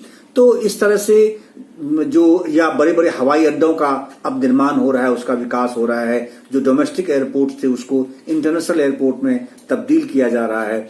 तो इस तरीके से जो वहां काम हो रहे हैं, जो लेबरर्स काम कर रहे हैं, वो सब के सब अनऑर्गेनाइज्ड कहे जाते हैं, क्योंकि वो किसी ठेकेदार के अंदर काम कर, डायरेक्ट वहां जो बड़ी कंपनियां हैं काम कराती हैं, उन कंपनियों का वो उसका वर्कर नहीं होता है। वो कंपनियां डायरेक्ट उसे अपने यहाँ एनरोल नहीं करती, नहीं रखती काम पर। वो किसी ठेकेदार को, प्राइवेट ठेकेदार को, हमारे आपके किसी ठेकेदार को दे देते हैं और वो ठेकेदार अपना 50-100 लेबर वहां ले जाके काम कराता है। फिर वो ठेकेदार क्या करता है, उन लेबरर्स की उसकी जो सैलरी है वो ठेकेदार लेता है अपने उस कंपनी से, और फिर ठेकेदार अपनी मन मर्जी का उसे कीमत देता है कि लेता उनसे 1000 रुपए पर डे का है और देता केवल 500, 300, 400 रुपए पर डे की उसको फी देता है। तो ये भी एक बड़ा एस्पेक्ट है, ये एक नेगेटिव एस्पेक्ट है, ये भी आपको ध्यान में रखना है। Workers in the organised sector such as Sushila no longer get the protection and benefits that they enjoyed earlier. यानी कि ऑर्गेनाइज सेक्टर में भी दिक्कत आ गई, क्योंकि वहां ठेका प्रथा आ गया, वहां अब जो है परमानेंट नहीं रखे जा रहे हैं, टेम्पोररी रखे जा रहे हैं, तो इसलिए उनका लाइफ भी असुरक्षित है। जो पहले सुविधाएं वो उनको मिलती थी, वो सुविधाएं अब उन्हें नहीं मिल पाती हैं। और जो अनऑर्गेनाइज्ड सेक्टर में बड़े पैमाने पर करोड़ों की संख्या में लेबरर्स काम कर रहे हैं, अलग अलग शहरों में, बड़े शहरों में, छोटे शहरों में, मध्यम श्रेणी के शहरों में, कस्बों में या गांव में, उनकी भी वही स्थिति है। अब आगे आपका लेटेस्ट वर्क दिस आउट है, इसमें भी 3 क्वेश्चंस हैं। इन क्वेश्चंस को आप आसानी से पढ़कर आप समझ सकते हैं, इन क्वेश्चंस का भी आंसर आप आसानी से दे पाएंगे। फॉर एग्जांपल अगर आप देखें, फर्स्ट क्वेश्चन की बात करूं, in what ways has competition affected workers, Indian exporters and foreign MNCs in the garment industry. मैंने विस्तार से इस मुद्दे पर फोकस किया है और मुझे लगता है कि आप इसको अच्छी तरह से एक्सप्लेन कर सकते हैं। गारमेंट इंडस्ट्री पर क्या असर पड़ा है फॉरेन एमएनसीज के इंडिया में आने के बाद, इसी तरह से दूसरे में भी, तीसरे में भी आप अच्छे से इसे एक्सप्लेन कर सकते हैं।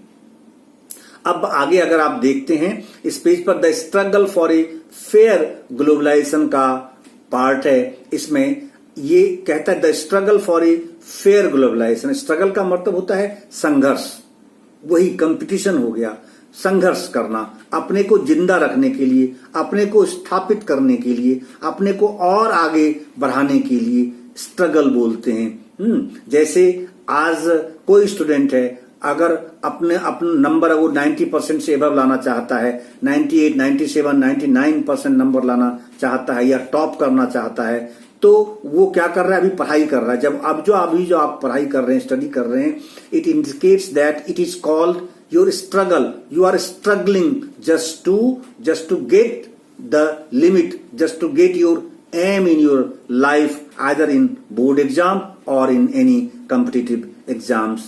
तो उसी को हम स्ट्रगल बोलते हैं। उसमें सारी जितनी मेहनत आपकी होती है, उसी मेहनत का अगर आप एक नटसेल में, शब्द में उसे संबोधित करना चाहते हैं, उसे स्ट्रगल बोलेंगे फॉर ए फेयर ग्लोबलाइजेशन। अब फेयर ग्लोबलाइजेशन की क्या बात आई, जैसे क्योंकि इसका नेगेटिव एस्पेक्ट भी आपने देखा है ना, बहुत सारे, क्योंकि वर्कर के साथ इनजस्टिस हो रहा है, अन्याय हो रहा है, और छोटे छोटे इंडस्ट्रियलिस्ट के साथ भी अन्याय हो रहा है। तो यहां कहते हैं फेयर ग्लोबलाइजेशन। फेयर ग्लोबलाइजेशन का मतलब आप पहले से आप जानते ही हैं, फेयर का मतलब होता है पारदर्शी, ईमानदार।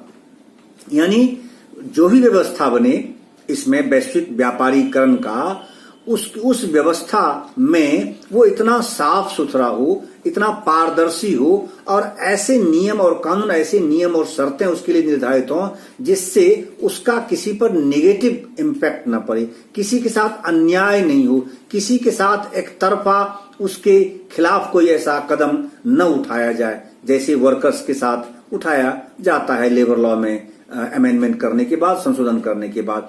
The above evidence indicates that not everyone has benefited from globalization. People with education, skill and wealth have made the best use of the new opportunities. On the other hand, there are many people who have not shared the benefits. इस पूरे page का नट cell में इसी एक para में पूरा का पूरा निचोड़ है, पूरी समरी है कि कहता है कि ये सारे जो अभी तक आपने एविडेंस सुने, ये सारे जो एक्सप्लेनेशन आपने सुना मुझसे या फिर जो आप अपने बुक में पढ़ेंगे, जो एग्जाम्पल्स आपके बुक में दिए गए हैं, इससे साफ साफ पता चलता है, इंडिकेट का मतलब संकेत मिलता है, इससे सिद्ध होता है कि सभी के साथ अन्याय नहीं हो रहा है। Not everyone has benefited from globalisation, सभी के साथ अन्याय भी नहीं हो रहा है और सभी के साथ और इसमें से सभी बेनिफिटेड भी नहीं हो रहे हैं। ये भी बात है कि सभी बेनिफिटेड नहीं हो रहे हैं और ऐसा भी नहीं है कि सबके साथ अन्याय हो रहा है, कुछ अपलिफ्ट कर रहे हैं, कुछ डाउन जा रहे हैं। तो ग्लोबलाइजेशन का ये असर है। पीपल विथ एजुकेशन, लेकिन इसमें से ये भी ध्यान रखने वाली बात है कि जो लोग एजुकेटेड हैं, जो शिक्षित हैं वास्तव में, हाँ, जो स्किल्ड है, स्किल्ड का मतलब दक्ष हैं, जो अपने काम में पूरी तरह से पारंगत हैं, और एंड वेल्थ, और जिनके पास पैसे हैं, वेल्थ है, संपत्ति है, धन है, साधन है, उन्होंने इस अपॉर्चुनिटीज का बेस्ट उपयोग किया, वो काफी आगे बढ़े। इसकी चर्चा मैंने पहले भी की थी कि जो धनवान थे वो थोड़ा और धनवान हो गए और जो थोड़ा नीचे थे वो हालांकि बहुत गरीब तो नहीं हुए हैं, उन्हें भी रोजगार मिल रहे हैं चाहे ऑर्गेनाइज या अनऑर्गेनाइज सेक्टर में, लेकिन उनके हालात में बहुत परिवर्तन नहीं आया है। आप इस पूरे पेज को अगर पढ़ेंगे तो बस इन्होंने उसी WTO की चर्चा की है। अब ये जो फेयर ग्लोबलाइजेशन की बात है तो WTO पर अब अलग अलग देश में, अभी भारत ने जो अपने व्यापारिक कानून बनाए हैं 2015 में एक बार WTO ने समीक्षा की थी, और फिर अभी पिछले अब मैं ये वीडियो आपको इसमें 9 जनवरी को 9 या 10 जनवरी को मैं ये बना रहा हूं, आपको बता रहा हूं। तो इस वक्त प्रेजेंट में ही 9 जनवरी 2021 को अभी प्रेजेंट में WTO में भारत के व्यापारिक जो नियम हैं उसकी समीक्षा हो रही है कि भारत सरकार ने जो अपने नियम बनाए हैं ग्लोबलाइजेशन की दृष्टि से दूसरे देशों के साथ व्यापार करने के लिए, क्या उन नियमों में ऐसा कोई प्रावधान तो नहीं बना दिया जो दूसरे देश के साथ अन्याय हो जाएगा, दूसरे देश के उसको रोकेगा, उसमें ज्यादा ट्रेड बैरियर लगा देगा, ज्यादा सख्त नियम तो नहीं बना दिया। उसकी समीक्षा करता है WTO। तो ये समीक्षा अभी जारी है, चल रही है। इसी तरह से ये पहले 2015 में किया था, 2015 के बाद अब फिर 2021 आ गया, 2020 में ही शुरू हो गया था, मगर ये जनवरी 2021 है, अभी किया जा रहा है। तो इसी तरीके से तो अब क्या होता है कि अलग अलग कंट्रीज के जो लोग होते हैं वो WTO पर प्रेशर डालता है कि आप उस तरह के नियम बनाइए जो विश्व को एक जैसा देखे, किसी के साथ अन्याय नहीं हो, किसी कंट्रीज को उठने वाले को ज्यादा ना उठाया जाए और गिरने वाले को बिल्कुल ज्यादा ना दबाया जाए। तो इस तरीके से ये जो फेयर ग्लोबलाइजेशन की बात है वो WTO का काम होता है, और इस पर बहुत सारे NGOs हैं, यंग वाले जितने लोग हैं, जो प्रोफेशनल्स हैं, जो टेक्नीशियंस हैं, जो वर्कर्स हैं, वर्कर्स एसोसिएशन हैं, हाँ, लेबरर्स एसोसिएशन हैं, तो इस तरह के लोग, और छोटी कंट्रीज के जो इंडस्ट्रीज हैं, छोटे इंडस्ट्रीज हैं, वो भी WTO पर प्रेशर बना रहे हैं कि भाई आप नियम और शर्तों को उस प्रकार से बनाइए जिससे कि छोटे देश, छोटे व्यापारी, छोटे लोग, छोटे workers, unorganise sector, organise sectors या लेबरर्स या प्रोफेशनल्स के साथ अन्याय नहीं हो। उसी को हम फेयर ग्लोबलाइजेशन की बात करते हैं, यही फेयर ग्लोबलाइजेशन की परिभाषा है। और इन last of this chapter you have summing up. इस लास्ट पेज पे पेज नंबर 71 पे अगर आप जाएंगे तो यहां समिंग अप का दिया हुआ है, पूरा का पूरा लबुलवाब इस पूरे चैप्टर का जो उसकी समरी है क्या है कि इसमें आपने क्या क्या चीजें पढ़ा, ग्लोबलाइजेशन का इम्पैक्ट इंडियन इकोनॉमी पर क्या पड़ा, आम लोगों के जीवन पे क्या इम्पैक्ट पड़ा, छोटी इंडस्ट्री पर क्या पड़ा, किस प्रकार से डेवलपमेंट हुआ, कंपटीशन कैसे बढ़े, इंडस्ट्रियलाइजेशन कैसे बढ़ा, एम्प्लॉयमेंट की संभावना कैसे बढ़ी, ये सारी चीजें इसमें हैं। और WTO की दुनिया में व्यापार की दृष्टि से क्या भूमिका है, ये सारी चीजें आपने इस चैप्टर में पढ़ा। नट सेल में मैंने इस पॉइंट्स में आपको बताया और वही बातें आपकी इसमें समरी में दी हुई हैं। तो मुझे लगता है कि जितना आपकी इस चैप्टर में नहीं है उससे ज्यादा एग्जाम्पल और विस्तार से मैंने आपको समझाने की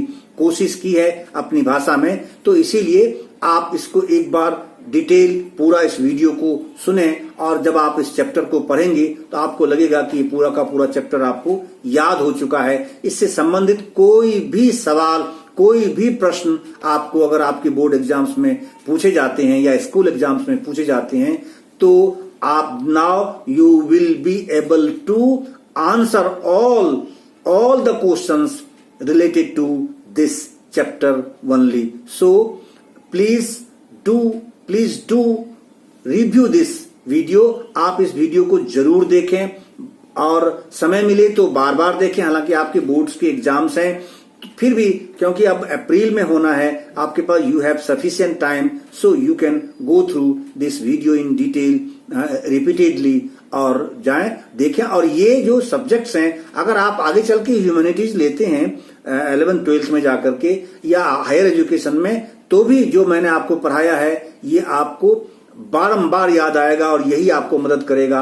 इससे आपका कंसेप्ट इकोनॉमिक्स के बारे में, इंडियन इकोनॉमिक्स के बारे में, ग्लोबल इकोनॉमिक्स के बारे में और सोशल एस्पेक्ट जो है, इंडस्ट्रियल एस्पेक्ट है, उसके बारे में आपका कंसेप्ट एकदम क्लियर हो जाएगा। जो क्वेश्चंस इसमें दिए गए हैं in last of your this chapter, now you are able to solve all this questions very easily. इसीलिए आप इस वीडियो को देखें और इस वीडियो को देखने के लिए आपका बहुत बहुत धन्यवाद।